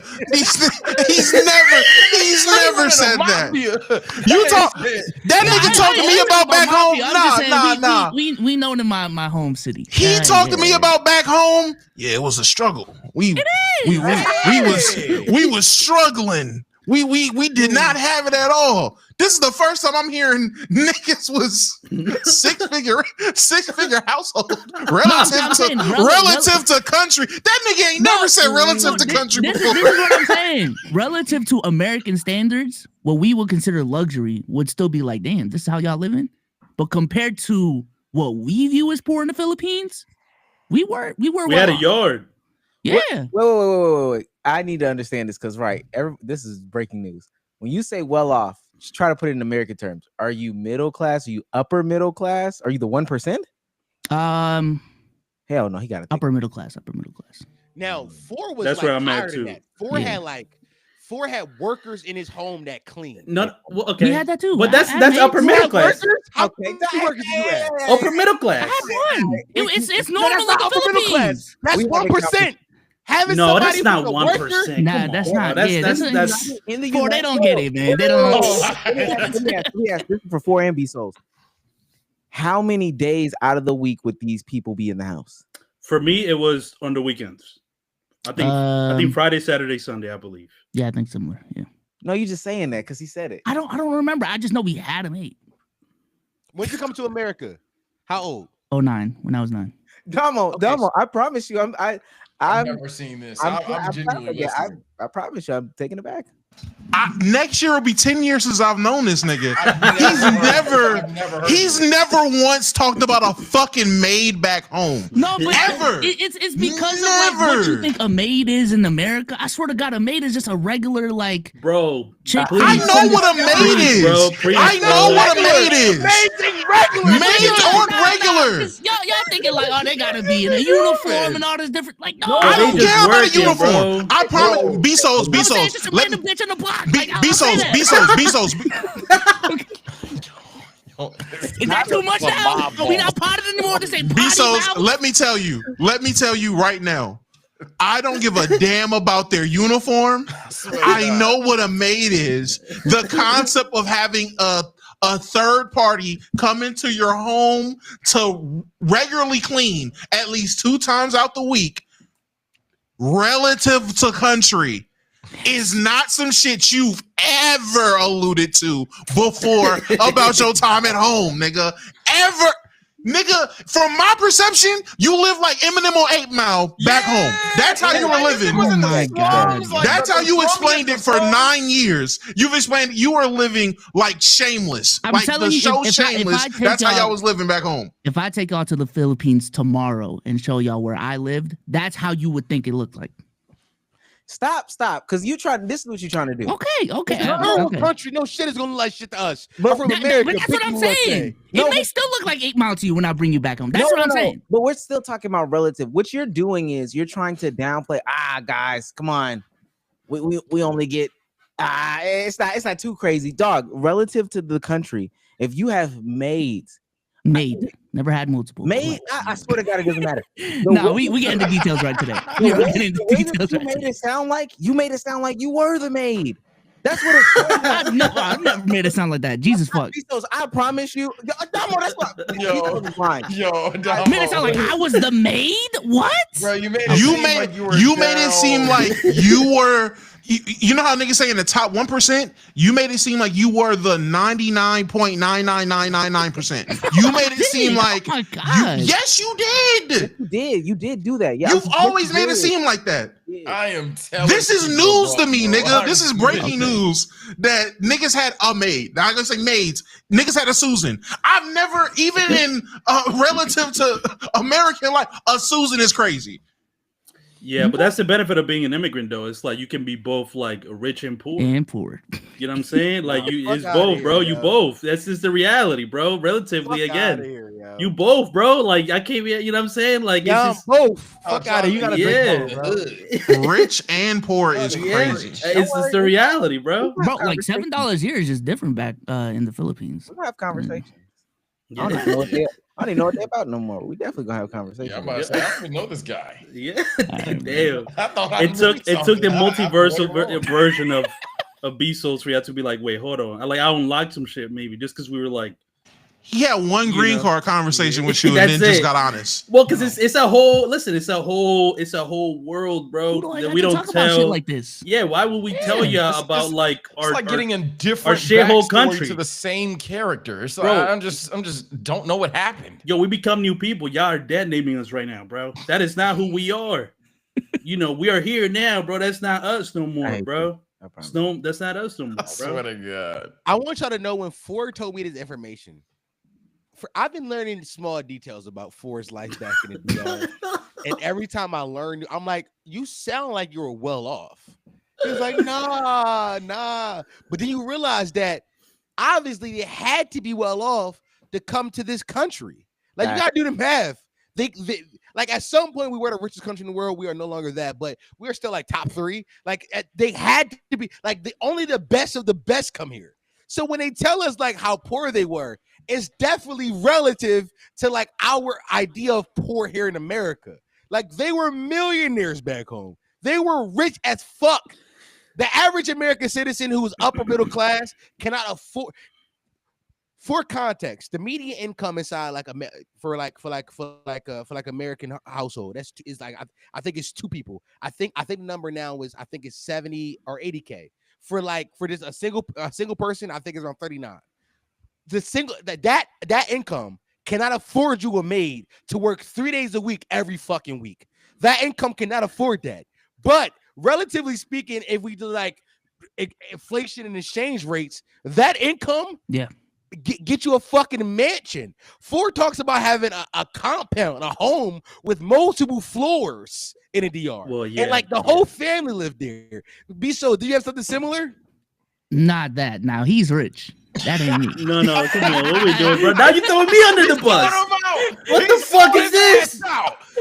4 stories? No, for real?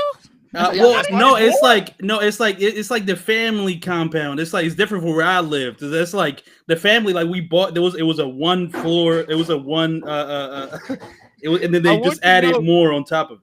Yeah, it was a 1 apartment complex. I feel real quick. FD signifiers in chat. Shout out Uncle FD. He said 4 is how many maids he got. No, bro. What? That's not true, bro. FD signifier kicking your back in now, guys. Bro, by the way, somebody earlier in chat said this. I got to read this out. Shout out to Violet. A maid in a developing country is like DoorDash here. And that's a great way to put it. That's a great way to put it because it's not like it's not that fancy. It's not the way that you guys imagine like a maid in the US. It's much more just like I know what a maid is. No, but it's different, bro. But it's somebody that comes in and cleans at the home. We think fucking maids are like Annie or like fucking Mary Poppins. No, but we all clean. Well, here's the thing, bro. We all clean. So think about it, like versus like there's a hierarchy that is built when you're getting somebody to clean for you because you don't want to clean. But we all clean. This is just a part-time job. We just share responsibilities with this. Shout out to Miguelina. You know what I'm saying? Like, don't shout her out. Don't clean. Do you think people who have maids in America don't also clean? In my head, no. That's what they got maids for. No, isn't that what you get a maid? Like at least here, when I think of it, it's like, well, you're offloading these responsibilities to somebody else. Why did you get a maid then? Like. I don't. We had enough income for that. I'm not denying. No. There you go. I'm not denying. I'm just saying the role of the maid, the way we see it in the U.S. is different. The way that it's viewed in shithole countries is all I'm saying, bro. Damn, bro. Regardless, it is what it is. I can never make y'all like live this experience, so y'all can just believe whatever. Yeah, you throw it out. You see, I try believe what you want. Yeah, I'm just saying, bro. Argument. Believe what you want. I'm just saying. No. Okay. Right. Listen, and by the way, it's not millionaire. It's a single million that was saved by my dad. A single million. This niggas in America who would never make that in a lifetime. These niggas who wouldn't make that money in a lifetime. Niggas said a single million. Just a singular single million, my nigga. I get body blued for a single million easily. Nigga said I got a true. Oh my god. What the fuck? Oh my god. Oh shit! No. I'm glad we had this conversation. No, a lot of Please take that back. Let's keep it a buck and shame Bsolz for being here. Please take that back home. This shit is crazy. These immigrants come here and they are not poor. They send their best. They're sending their best. Nah, bro. Let Donald Trump tell it, bro. He's speaking facts, bro. First of all, let Ford tell it. Ford's dad, as we call him 3 colloquially, is like a master engineer. Wait, your dad an engineer too? No! Stop, bro! Stop! No! What are you doing, bro? This is what crazy. Are you doing? This is crazy. Why are you doing this? This is crazy. Stop relating to me, bro. It's only making it worse. No, this is actually crazy. Where does your dad work though? Oh, you said what? Where does your dad work though? Well, right now, or like, where did he work? Like, no, not back home, but just does he do telecommunications or? No, he does not. What is he? Right now, he just does like Uber, Amazon, stuff like side that. Jobs. Yeah, side jobs. You know why? Because being an engineer inside of third world shareholders don't translate to being an engineer. Well, because he never got a he never got a degree. It's kind of he just kind of figured it out. I guess I don't know. Bsolz, what's the weirdest cuisine inside your country? There's this dish balut, called right? balut. Yep, this is street balut. food. It's like a fertilized duck egg. But the duck is in there though. Like you can see the fucking eyes and the beacon. Yeah, you're eating a live animal normally. Yeah. Forge that ate a cat. Oh wow. Now Dom trying to go for 10 now. Yeah. Or I would not put up with this. I would not. No, I mean, yeah. These are stories he told. These are just trying to make a lot of shit. I'm not turning up. Yo, it is ironic, Bsolz. You don't relate with me, this story now. You refuse to relate with me on the cat eating story. That's Am I not supposed crazy? to? Because I'm Asian. This is crazy. Yeah. Let me chill. This is the one thing I thought this was a layup. Like, oh, for sure. Yeah, this is the thing. One thing we got in common. We got weird foods. Mine is ducks and eggs, and y'all's is cats. Like, yeah, no. Yeah. I don't know why my dad just told me that randomly. He just kind of just said, like, you know what it was? It was up the Trump shit where it's like they're eating cats and dogs. You guys remember that? Mm-hmm. My dad saw that and just like randomly, he was like, he said, "What's the problem?" no, he just said randomly, he's like, I don't know where. He's like, I've eaten a cat. And I'm like, wait, he said what? it without saying it. I mean, what's the problem? I done it. No, he literally just said, I've eaten the cat, and then refused to elaborate. Like, what was your reaction? What did you say? I was laughing, and I'm like, what? How did this happen? And I think he gave me a vague answer of like, is pranks that would do. That's not a prank. Like, I know. Like, that's the context he gave me. That's the clip farm? Yeah. Bro, those clip farming eating cats, bro. That's not crazy. FD said that fourth son name is going to be 5. Which absolutely. It will be. We call him 4 because he is the 4th Eladio. That's a name that's been passed down. Yes. So, yeah, his son will be 5. That's like I told him if he don't name his son Eladio the 5th, we have beef. Like, you got to keep this going. This is a bit that will last generations. Absolutely. Like, this is a bit now. Yeah, I wonder how many Eladios we'll see. Like, will we get to the 10th before like the planet burns out or something? Like, we got to get to at least 12. At least 12? I don't know. Are we making that's what is that? 8 generations? Yeah, I mean, listen, we got TB12. We need 8. We need E12. E12 sounds hard, bro. You imagine we get to E40? That'd be crazy. E40? Why he can't have his own name? He moves to the West Coast, becomes a rapper. Like this is it's right there. Why your son can't have his own name? Why he gotta have your name? Well, I'll be honest with you. Like I was also when I was younger, I was like, why am I my dad's name? You kind of rebel against that, but you know, as you get older, you do realize it's a lineage that you become proud of. You don't have no choice at that point. You already got the name. No, but it's like my son could change it. I mean, I guess I could change it, but I think he goes by 4 now. He doesn't go by Eladio. He goes by 4. Well, that's which 5, 6, like numbered nicknames. I'm setting them up for success. Like this is like these are great nicknames. It's Code Name Kid Next Door over this bitch. Like, yeah, exactly. It's Code Name Kids Next Door, but they're all named the same.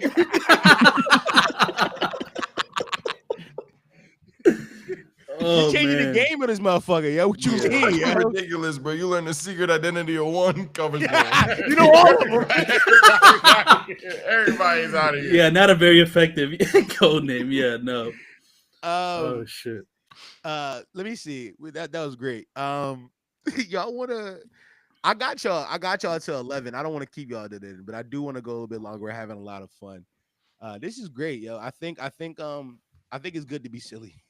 But I do want to react to some more stuff. I like to make y'all react because when I was on y'all show, Omar showed us multiple videos and said, react.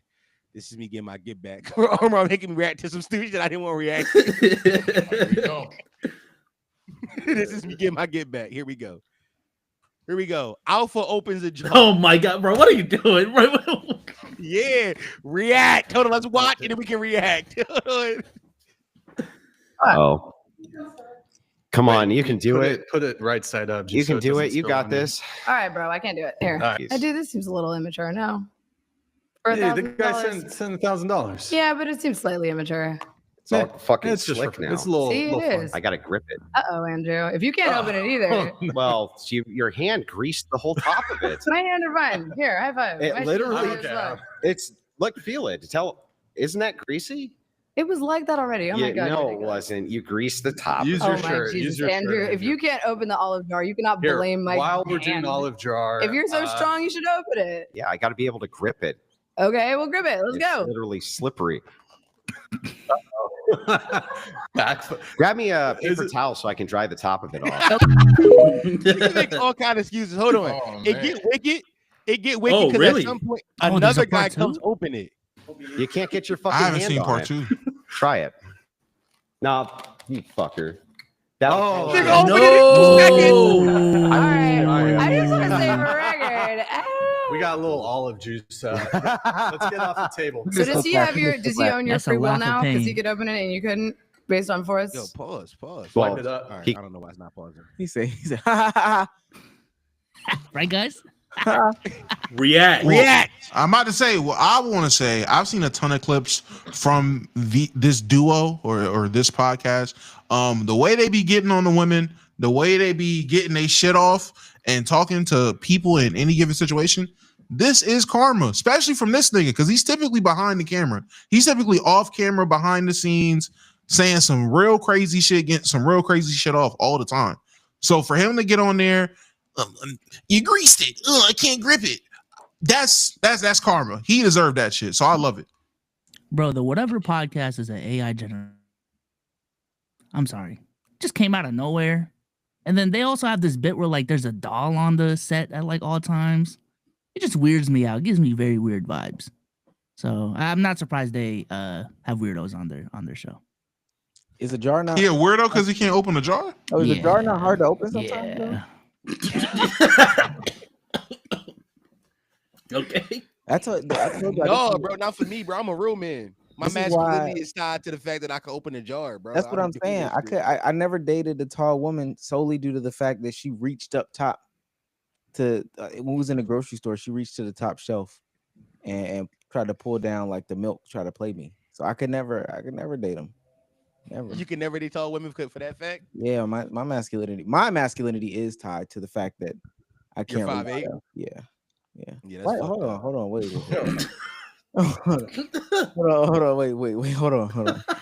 No, just hold on. What God did to you, bro. I ain't gonna lie. It's fucked What's up wrong with being 5'8"? And I know it's factually true, but why you say it like that though? Y'all see me laugh the hardest too. Look at Domo. Listen. If you like it, I love it, brother. I don't think it's nothing wrong. If you don't think it's nothing wrong with it, I feel like I've been able to do things. I put stuff on the appropriate level for shows. I don't know. You just feel like that feels petite to me. Oh, you going crazy? Okay. I see. Okay. He's trying to go for 30. Yeah. But we did have this combo on the pod. Is petite a purely height thing or is weight involved? Well, definitionally, I think it means height. I believe, like definitionally. But on the internet, it describes weight and height. Okay. But I'm saying I get everything. Nigga, get here and fight it. I get everything done that I need to get done. It's as simple you? as that. Yeah. Get in the 4-point stance right now, nigga. Yo, get a 3-point stance right now, nigga. 4-point stance? Get a 3-point stance, nigga. Line up that nose guard and see what happened to you, nigga. I played nose in high school. No, the fuck you didn't. I did. Your coach should be banned to the shadow rim for that.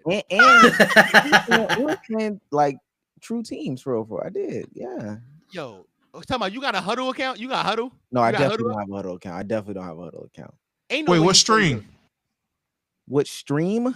What string? Were you second string nose guard, third string nose guard? When we got to the varsity, I started to come. Okay.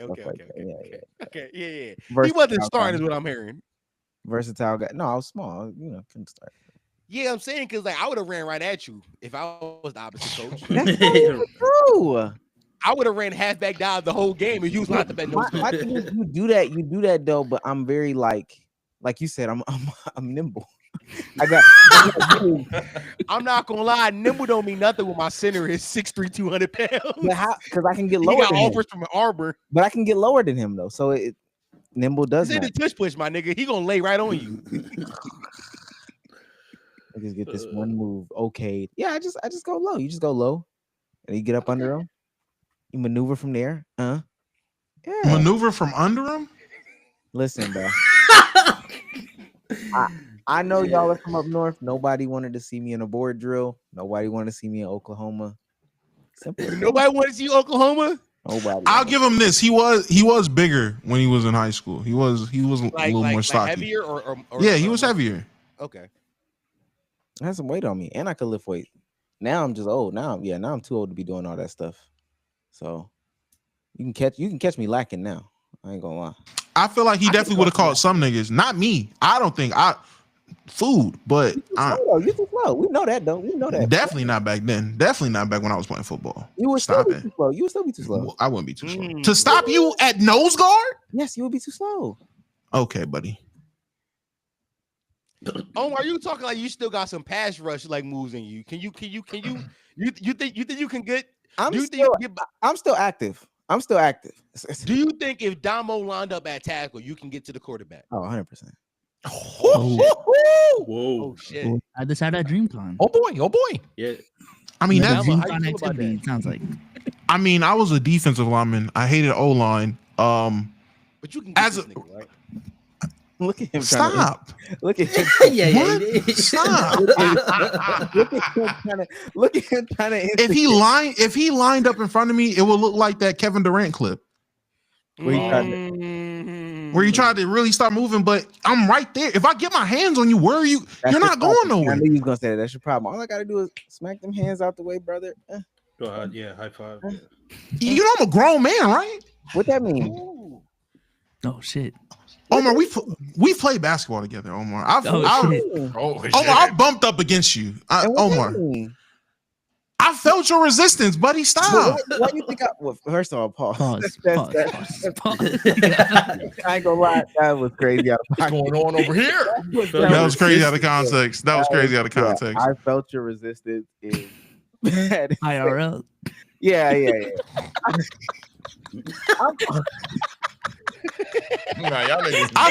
I felt you resist, gang. I can have my way. And here you go, forcing it to. All I'm saying is, I don't know why you thought I was playing for real, but you also saw when you pushed back. Domo, if you felt like that was a real pushback, that's fine. I didn't. That's why I kept going through you, but I felt you push back. Like, but even it's fine. This is a very hypothetical situation. Yeah. It don't gotta be. Oh, I say now. It don't. It's not like you said. It don't. It don't, Omar. It don't. Gotta be hypothetical. But you guard me too, though. That's the problem that I'm getting to. We're talking about football. If you lined up in front of me, so you acknowledge you can't guard me in basketball. In basketball, can't guard you is crazy. We got the clip of the oh my god Hall of Fame intimidated. Now let me stop.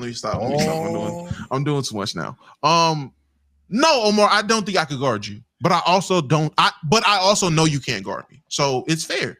I don't think I could guard you, and I know you can't guard me, so we're good. Nah. One of my mods one's an idea, and the other's like a fact. One of my mods said they're gonna be at DreamCon, and he's eligible. He's able to record this. One of my mods said it's in chat. Record what? I'm about to say everything. We gonna do a physicals test now. We're gonna record everything. I got bad no, but like for mob uses, I need to see this because I instigated this. I'm instigating crazy right now. Yeah, you going nuts. And it worked. I mean, yo, sometimes, by the way, y'all did a great job swerving my nigga topics. It's very good job, and I don't care. I just want to. This is get back for Omar making me talk about shade room topics. I just want to make him uncomfortable. First of all, you act like you don't talk shade room topics. I don't, bro. I don't. In real life, bro. I don't. You know me. He hates him. Yeah, my bad. I'm sorry. Y'all be Yeah, he hates him. Y'all be talking about the political left in real life. Come on, man. Yes. No, Dom actually in real life, Dom. Yeah, I'm not gonna lie. Yeah, Dom does not. That's fine to talk about in real life. Sometimes you do have to think like for real. You ain't never thought to yourself, would I rather have a gay son or a daughter? Well, the problem with those is that like we've had them, right? Like at a certain point, it's like how much more can you think about it? There's no new angles. 22 for sure. When I was 22, what about gayer son, thought or daughter? Wow, I never thought about it. Okay, gayer. You added new content. Well, how about this? Let's take it all the way left. How about PolySon? The son is in the polycule, trans daughter. First of all, if my son is poly, he's ugly, and the two women that he's with, or the woman-man combination, they're ugly, and somebody's being forced to be in that situation. So I don't even want to think that that's my son. Gotta go trans daughter. Have y'all ever seen any sort of like TLC poly show? Yes. There's always I like those shows. Yeah, there's a person that's being held hostage. It's never. But you don't like shade room topics? I'm sorry. Yeah, we know he does. Everybody does. What? Come on. You're watching TLC poly fucking couples, but you don't want to talk about a shade room topic, bro. Because I'm not gonna lie. Here's my thing. When I'm watching those shows, I'm watching it. I'm not laughing with it. I'm laughing at the people, which is like elitist of me, and I know. But I know that these people are like I'm like, what you doing here? Now, sometimes I feel you. But like Shade Room is like such a low barrier of entry for like content. It's like here's my thing. As black podcasters, besides Bsolz and Ford, as black podcasters, we have to acknowledge that certain topics will get us lumped into a category that we don't want to get lumped into. Like they see niggas with microphones and talk about certain shit, they will immediately lump us in. And I refuse to be lumped in with certain Negroes. I'm like, no. Like I read books and shit now. I agree. And that's why certain conversations I also stay away from the Shade Room. But when it's time to laugh at Blueface and Krishan Rock, I'm gonna laugh at him. I will also say I got that muted. I understand it. I will also say trans daughter, that's just a super stud. So I'm not mad at it. Now, trans daughter would be a man who transitioned to woman. So a trans son is what you're asking me. No, that's a trans daughter. She's a trans woman, but she's your daughter. So she's trans. Well, how is she a woman? She a daughter. I'm about to say, what are you asking me? What were they biologically born as? Is what I'm asking. Biologically, they were born man and transitioned to a woman. So I have a trans son. Okay. Okay. That's what you asked me. I have a trans son. Niggas turning their cameras on. Niggas turn the cameras off. I'm just wow. No, but explain more. Though. I'm just trying to so I can understand it now. So now, no, that's not a super stud. And in that case, damn. So I just got two sons. I'm about to treat you like Van Lathan was doing Joy Taylor. Go ahead, keep going. Nice, stupid. I'm about to just listen. Nah, why do you believe these things? No, I got you. Domo Upchurch from That's Domo Hey, no cap. on YouTube. Give me PolySon, man. Nah, that's not what you believe. That is what I believe. That's crazy part. He doesn't believe that. What do you mean? People also believe that somebody in a poly relationship is a hostage, and if your son is that hostage, you will be upset. If my son told me he was in a poly relationship, my first thought, he a freaky fraud like his old man, and we come from a long line. I can get it. I can wrap my head around that and live with it. He a freaky frog like his dad. Are you that freaky frog? Are you poly freaky frog? Lie. I mean, every generation evolves to some extent. Oh my God. My level of freak may be different than my dad's, which was different than my granddad's. Oh. So my son, hypothetically, he might have a different level. Your which son is gonna poly. out freak you, bro? That's what you say. I'm gonna freak for I free. feel like you should out freak your dad. No, wait.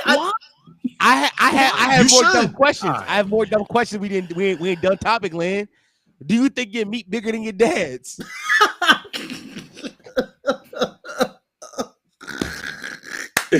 Let's do it. We here. Come on, Yes. Omar, react. I've only seen my dad's meat one time accidentally. I think I got the old nigga beat. Balls, bro. What are you saying? I got the old nigga beat. Stop, bro. Stop. I think I got him beat. I don't know. What are you saying? I was frame of reference. I was like 12. I didn't knock on the door before I came in. I opened the door. This nigga's getting changed. Oh shit! That's the only frame of reference I got. Going based off of that. Why would I not pick me? What are we talking about? I'm bigger than my dad. All time. Who got more bodies, you and your dad? All time. Oh no, my dad got me beat. Nah, my your dad got you beat. My dad got me beat. I know he got me beat. My dad's a dog. Smaller meat, more bodies, I guess, right? Smaller meat, more bodies. Yeah, he had more opportunity. So you didn't outfreak your dad. So you say? Oh, I know. No. I know I don't outfreak my dad. Like my dad's a character. He's told me about his freakapades. I got stories all day about the shit my dad's like I've witnessed. Shit's crazy. Is that manhood? No, my dad's a freak. I know I haven't outfreaked. I can't outfreak my dad. I know that. Is that what manhood is? To an extent. Did y'all ever? I ain't gonna lie. I don't know why. I just thought. Did y'all ever put batteries in the freezer? Like yes. That did not work. No, we're not doing that. Wait, right what's now. the theory? I've never done Do that. you fuck more bitches than your dad? Yes or no, Omar? What you mean? Who fuck more bitches? You and your dad. Let's do it. I Don't think try my to make it dad- wholesome, nigga. Matter of fact, Who for more bitches? You were a legend of winning. Let's do it. Who does it? Oh, whoa. That just went. That's just definitely me. Definitely me. Yeah, that just went. It was already left. It went super left. That was crazy. No, we dragging it. This is a fun part. I love this. We just devoted to madness. Not even I think. I know definitely me, and that's okay. At some point you gotta be, but it might be like by 2, 3. You know. Oh, only 2 or 3? Yeah. I'm a lover guy though, so okay. Yeah, I love. I listen to Music Soul Child, so I got my dad beat by at least 10 minimum. How do you know? Because my dad 5'6". How is that possible? My mom is 5'10". Okay. And my mom's side of the family hella tall. Like, obviously, it's weird genes. Like, I got him. Also, I'm a better talker than my dad. I'm more smooth. I have more charisma. More charismatic. I have more aura than my father. Nah, there's answers I really want. Sage and Souls. Both answers to both questions. Who's meat bigger and who got more bodies? I don't know my father, and I haven't had a hook since 7th grade. There we go, Sage. Yeah. Whose meat's bigger? Why are you smiling? I feel like it'd be degrading if I didn't say me. So it's gotta be me. Wait, so is meat size hereditary? Ooh, then you asking real questions for Now you like where that shit? Yo, where that shit come from, bro? Like I thought about it. I'm like, it's a roll of the dice. It's genes. Is that true? Roll of the dice. Yeah, they just randomly. You might just have a monster or a shrimp. Okay. There's no in between. There's no. I guess, but that's a boring answer, right? It's one of the other, right? I mean, realistically, in the freezer. What the fuck are we talking about? It's crazy. You can sit a monster or a shrimp. A monster shrimp. Probably got more hoes. Jumbo shrimp. Jumbo shrimp, yeah. Sometimes you got a jumbo shrimp. You know what that is? Okay. Oh my god. Bsolz, I'm assuming your dad was a one-woman man or no? Nah. Apparently he was a heartbreaker. Back in the Philippines? Oh, he had money. Huh? Wait, was your dad? Yeah, it was your dad's side, right? What do you mean? That had money. That had money. Why can't it be both? Your mom's side had money too? It was both cool. It was, okay. Oh my god, bro. Never ever talked about this before. Oh my god. Why gotta be one side? Why does one side only gotta be rich? Look at the Solace name. That's your dad's name. I'm not thinking it's your mom's side. So you saying your mom and your dad had money? They were both upper middle class. Stop saying upper middle class, bro. You were rich. Oh my god, I was not rich. I'm not gonna lie, we kind of just gotta jack that at this point. It's impossible to fight back against. Yeah, you Y'all use came rich, from a bro. third world country and moved to a first world country. You were rich. Is there even you skipped the second world? Is there even? Is there even a It's not even really a middle. I guess there would technically have to be a middle class in these countries. I'm going with the narrative that you're rich though. So. Yeah, you always been the richest on the pod anyway though. Ooh, so Uncle Ford did. Think what you think. I mean, well, can we? I say this. Can we? If we get to 300K subs on the channel, can we go to the Philippines? Would you invite us to the Philippines? Great content. Yeah. Okay. I ain't pussy. Would y'all be down? Yeah, I'm about to say, would y'all be down, Domo? That's 24 hours of traveling though. So. Oh fuck! Hold on now. One of them flights is 12 hours. Hold on, wait. Hold on. 12 hours is crazy. Let's really. We got to talk go from the this out. East Coast to Cali, so that's a 6-hour flight right there. Wait a minute. And then we got to go from Cali to Taiwan. Let's think before. That's like a 12-hour flight, and then Taiwan to the Philippines is another 3. Let's plus think before we stopovers. speak. Let's think before we speak. Wait a minute. Wait a minute. And then you got to do it twice because you got to go home, right? Can we bring the Philippines here? I'm here. I hate that. We can go to San Fran. Like that's the closest we can get to the Philippines. We can go to San Fran. Nigga saying, yo, let's go to a Warriors game. We gonna see it all. Nah, I ain't gonna lie. I went to San Fran for All-Star Weekend. Felt like I was back home, man. Just a little bit. Oh, perfect. Just a little bit. Right there, we figured that's all. We need a good Niners my game. nigga. Don't do it. Go there. Right now too. Oh no, they kind of ass now. But yeah, fuck it. Let's go. I went to Ghana in November. Once you doing the long flight, once you wake up like 2 times, that's when you start to go stir crazy because you think to yourself like, oh, I'm just gonna fall asleep. And you wake up, oh, I woke up a little bit too early. Let me go to sleep again. And you wake up and you realize it's only been like 30, 40 minutes more past. Yeah. Yeah. I try my best to not turn on the screen. Because when I turn on the screen, I can't turn it back off. Like I'm gonna keep checking. I'm gonna keep checking. I download Netflix by the series on my flights, and I'm like, there's no way I finish this whole thing in one day. That's my logic. Yo, I'm never leaving America because we got everything we need here, yo. What I need to leave for? A fucking patriot. No, hey, listen, and that's the ideology I have too. I'm not getting on a flight. That's the if shit was compressed, or if I could guarantee that I could go to sleep for the duration, I probably wouldn't have no problem. But the fact that I'm gonna be up in the air and can't move around for real, like I can't walk around in the aisle and shit like that. Yeah, no, I'm cooked. I can't. Like if hypothetically cars move fast enough to do 24 hours, but to get there on a drive, I'd fuck with it. But I think cruises are the better option for traveling to some places, like because all it is a flight to Miami, and you get. I'm not afraid of cruises, like though. Cruises are so fun, thank you, but there's certain people who they get scared of water. Yeah, I'm about to go on my first one next month. Even though I can't swim for shit, I actually fuck with cruises. Oh no. I'm excited. I haven't been on one. I'm going on my first one next month. Oh, nice. Yeah, nah, cruises are fun. The only con is if you find out you're seasick live. Family and my girl. Okay, that's cool. I ain't gonna lie, cruising with your girlfriend seem less fun. I want to fuck random 40-year-old women on my cruise. Okay. Was that your last experience or no? My last experience, I was a teenager and I was fingering girls on a cruise. Okay. Everybody get horny on cruises, bro. I heard they got like an app for cruises where you can like interact with everyone on the cruise and it gets like mad parasocial, like mad quick. I ain't never heard no shit like that. Yeah, I ain't know about that. My only concern is Tim is a cruise guy. Nobody's stomach be hurting. No, seasickness isn't as common as like you would think it is. A lot of people ain't seasick. Now, if you are one of those motherfuckers, you're cooked. Yeah, but like that's me. That's what I'm telling you. No, but you can take medicine for that. I forget the name of it. It's like a literal some shit. Yeah, adrenaline or something like that. Yeah. You take it, you're good. But you take one and you done. No, like one a day. You take like one a day, like when you wake up.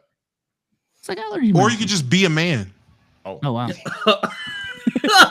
It does not get seasick. You know what? Be a man and be able to get on a boat.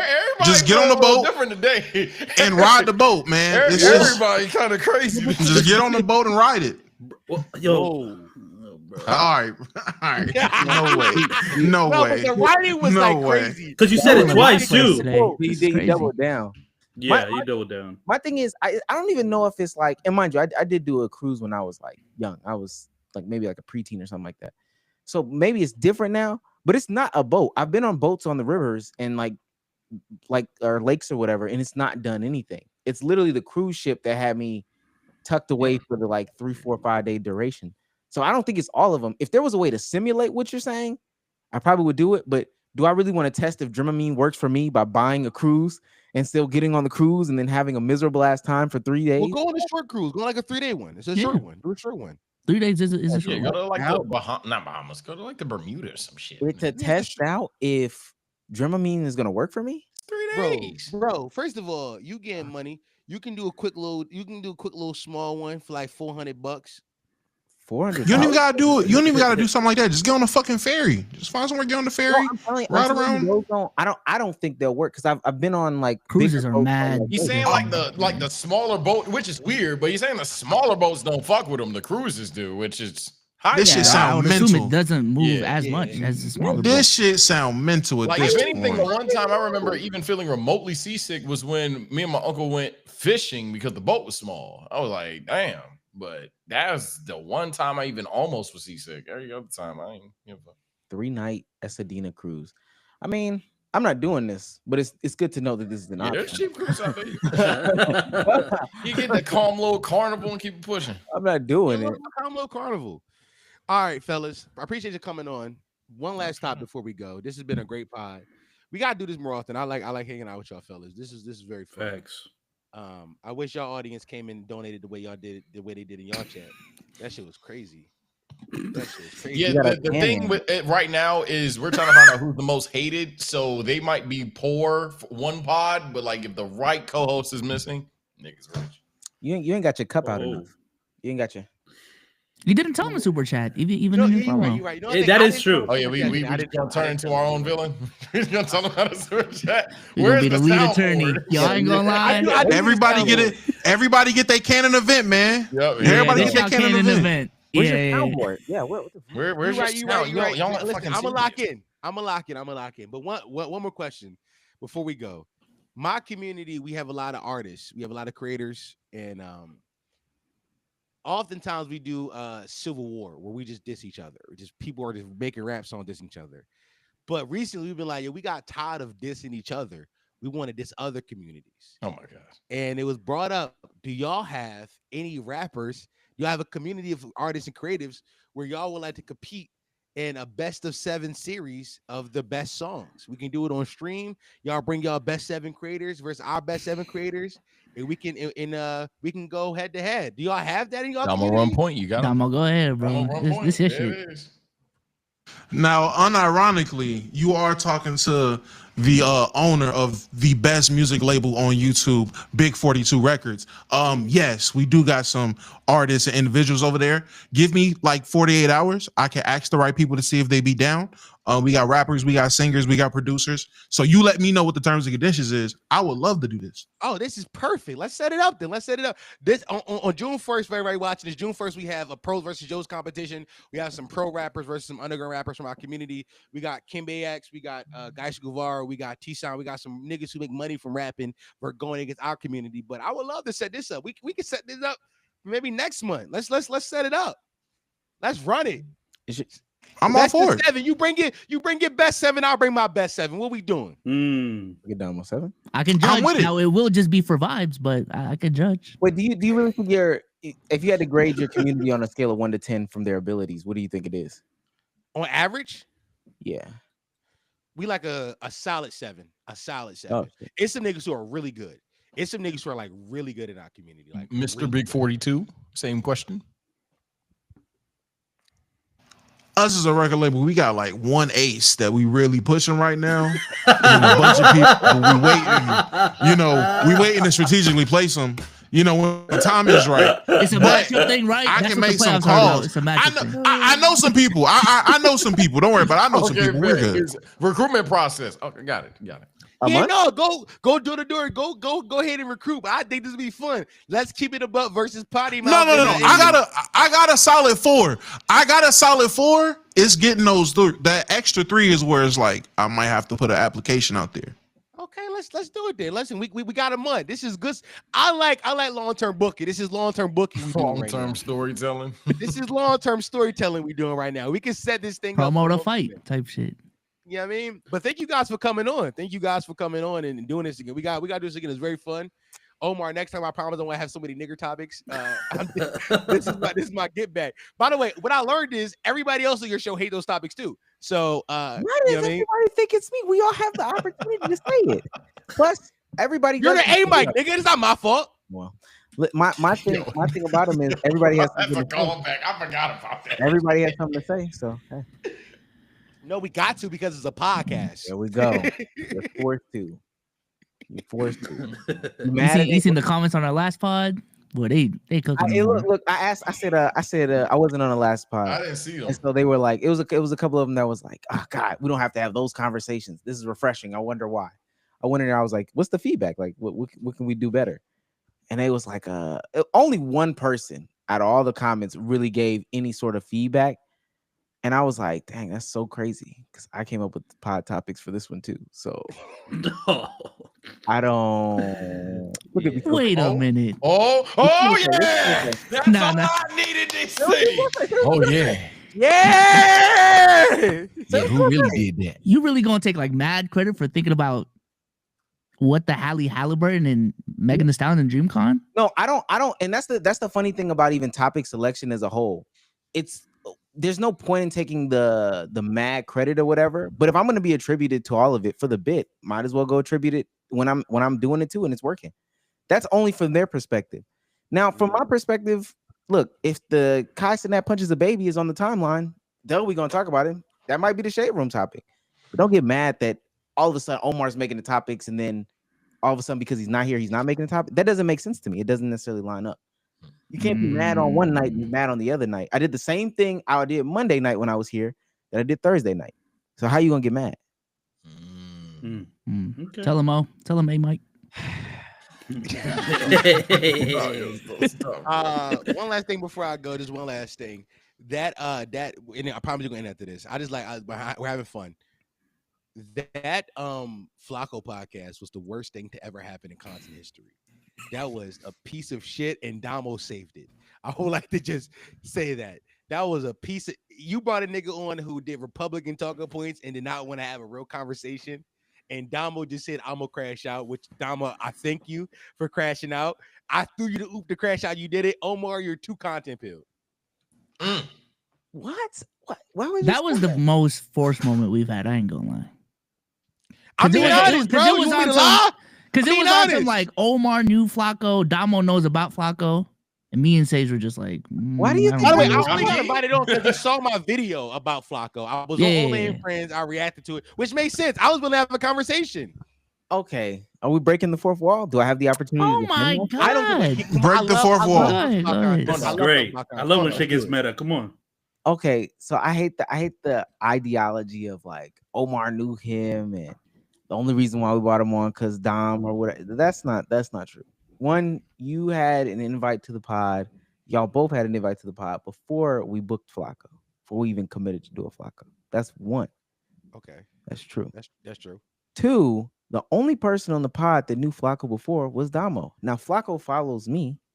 This is a big crit. Let me follow it back. Shit, I don't know. I'm following all these people back. Yeah, real.